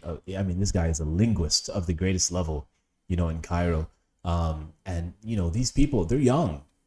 And when you sit around them, you're like, I don't know anything. It's so humbling. So yeah, Omer Nasib, you said? Omer Hasib, yeah. Yeah, so, coming back when you've been sitting with people like that, right? It's hard not to be humble. Yeah. It's hard not to have your entire, worldview changed because you've been introduced to something special. Yeah, I feel like scum, to be honest. I mean, when I was walking around Egypt, they were like tactic carry 18-year-old guys that had like the ijadat and 10 qira of the Quran, bro. Yeah, I used to review Quran in my time. Actually, no joke. So when I mentioned Mu'attam, and he was like, yo, you were kind of far up, right? So I am kind of like out of the way from Azhar. So I would always have to take, public transportation to go down. And, public transportation sometimes is the microbus. I was a little bougie. I was an American bougie guy. So I would call the taxi, right? And there would be times where I would have a taxi ride from Mu'attam going down to Dar al-Ahmar area to Azhar. And no joke, I would review Quran randomly with the taxi driver who already had his hifz done. Allahu Akbar. Yeah. Wow, subhanAllah. Arthur, as we wrap up the show, can you give us, I don't want to put you on the spot like with the top 5, but if you have a top 5, that's great, but some must-read books from Mecca Books that you would recommend? Ooh. Like people who might necessarily not have, or be able to drop $100 on the latest translation from Sheikh Nuh, but maybe they have, $50. They could buy a couple different books. For sure. Okay, so there's a few books that I've personally have been reading. Maybe I've read before that really hit home for me. One of them actually I chose for our upcoming book club, which is called Knowledge and Wisdom, right? I've personally I've gone through the last year. I've gone through this thing of wanting to really make my spirituality practical, right? And I found, again, for people who have sensitivities, I'm sorry, but I found the Ba'alawi Tariqa and the Mashayikh and the Habaib to be about that life. No, there's a couple different books here that. There's a CD set. Shout out to Hadramaut. By the way, guys, when he says no CD set, no CD, we're talking about Knowledge and Wisdom by Imam Abdullah Haddad. Aywa, huwa da. Okay. Okay. So this is the book. All right. So Knowledge and Wisdom has been an amazing read for me. Extremely beneficial. There's another book that I was reading recently, Letters on the Spiritual Path. That's by Mulay al-Arabi al-Darqawi al-Hassani. I think it was Al Medina Institute actually that actually published that at first. Sorry, can you repeat that name? Letters on a Spiritual Path. Letters on a Spiritual Path. Yeah. Can we link it in the description? Yeah, of course. Yeah. And don't forget to use TMM. TMM is the code. Yes. We have a code for you guys. TMM. But by the way, Arthur, I told the brothers already that part of our contract is that Sheikh Amr, Sim, and Mort have to attend a monthly Burda / Maulid. I told them I can't do that, bro. For the next 6 months. Yeah, I told them I can't do that, bro. It's signed off. I'm all burda out, bro. I got burda out my 16 years old, bro. Nah, you need the refresher. It's been 25 years. I heard people was talking some smack about Muslim countries abroad, and specifically about the UAE. And yeah, UAE's got their problems, but we got a weekly Buddha discussion going on every week. You need some heart softeners. We have a weekly Buddha in Chicago. That's what I'm saying. Hey. Like it's not that far. I will volunteer to pick Mort up. No, I just don't. I don't vibe with the Burda, bro. It's just not my thing, bro. Mort should be up front singing. No, I think. By the way, Contract. for the American listeners, recent polls have showed that Chicago or Illinois, the state we live in, is the most populated Muslim state in all of the United States. Parade, victory, pop the Zamzam. There's another book actually that I would throw out there. It's more ilmi. I thought I had the English here, but it's a hadith terminology. And I should have I felt like I had the books somewhere around here. But it's in essence, it's a book that breaks down the terminology of hadith, and there's so many people who tend to bring up like, I've heard, this hadith is sahih, or this hadith is da'if, and so I'm not going to take it if it's da'if, not really with any understanding of what it means for a hadith to be da'if, right? Like, what are the implications in fiqh? What are the implications in aqidah, right? And fiqh, obviously, there are more implications in aqidah. You're not going to find that, really. But actually understanding it from an ilmi perspective, I think is so very important for people, because we get into all these debates and conversations about it without any true understanding. Allahu Akbar, amazing. We have a book in there. Because there's a brother in the chat, he's a new Muslim from Iceland, and he was asking just about hadith. Subhanallah. Allahu Akbar. And he just was asking a question, and I told him just email us, we'll get in touch with you. But Qawaid Ifi Ulum Hadith.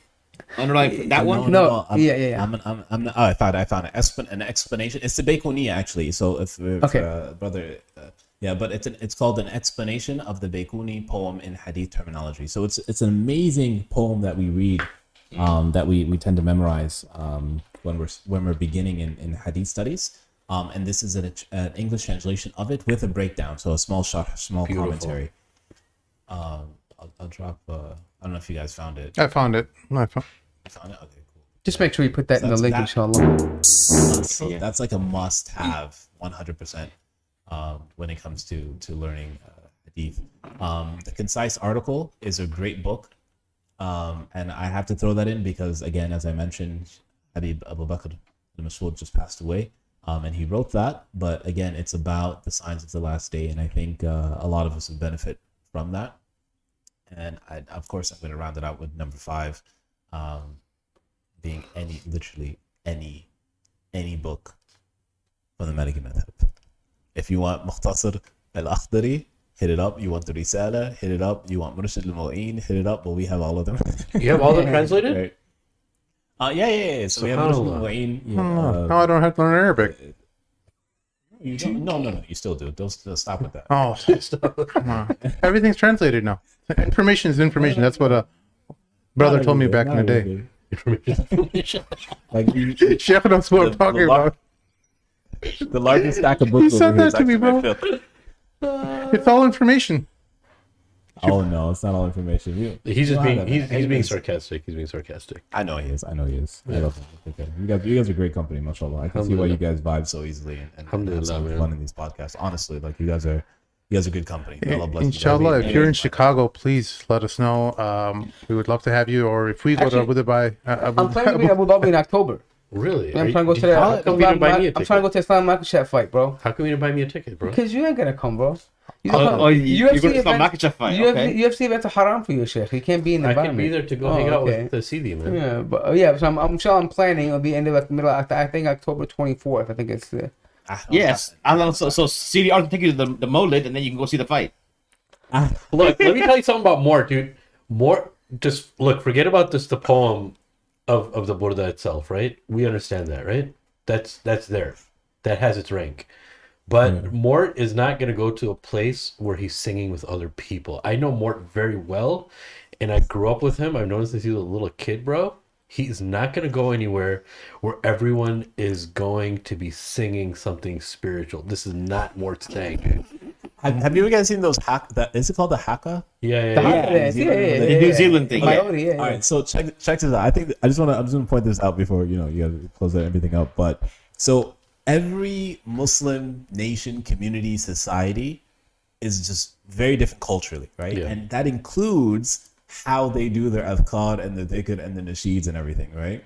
And what I've found from the Emiratis, right? Because at least the Burda group here, there's no expats, just a bunch of Emiratis, right? They're so intense with their Burda reading. It's not like Cairo. Like Cairo is like you just sit there, you're like, ooh, like it's feeling good, right? They're like very like intense with it. Yeah. Like it's very intense. So, I don't know. Maybe you might come and you'd be like, okay, like I could vibe with this. Maybe I'll come for the food, bro. No, we don't have no food. No, we'll see.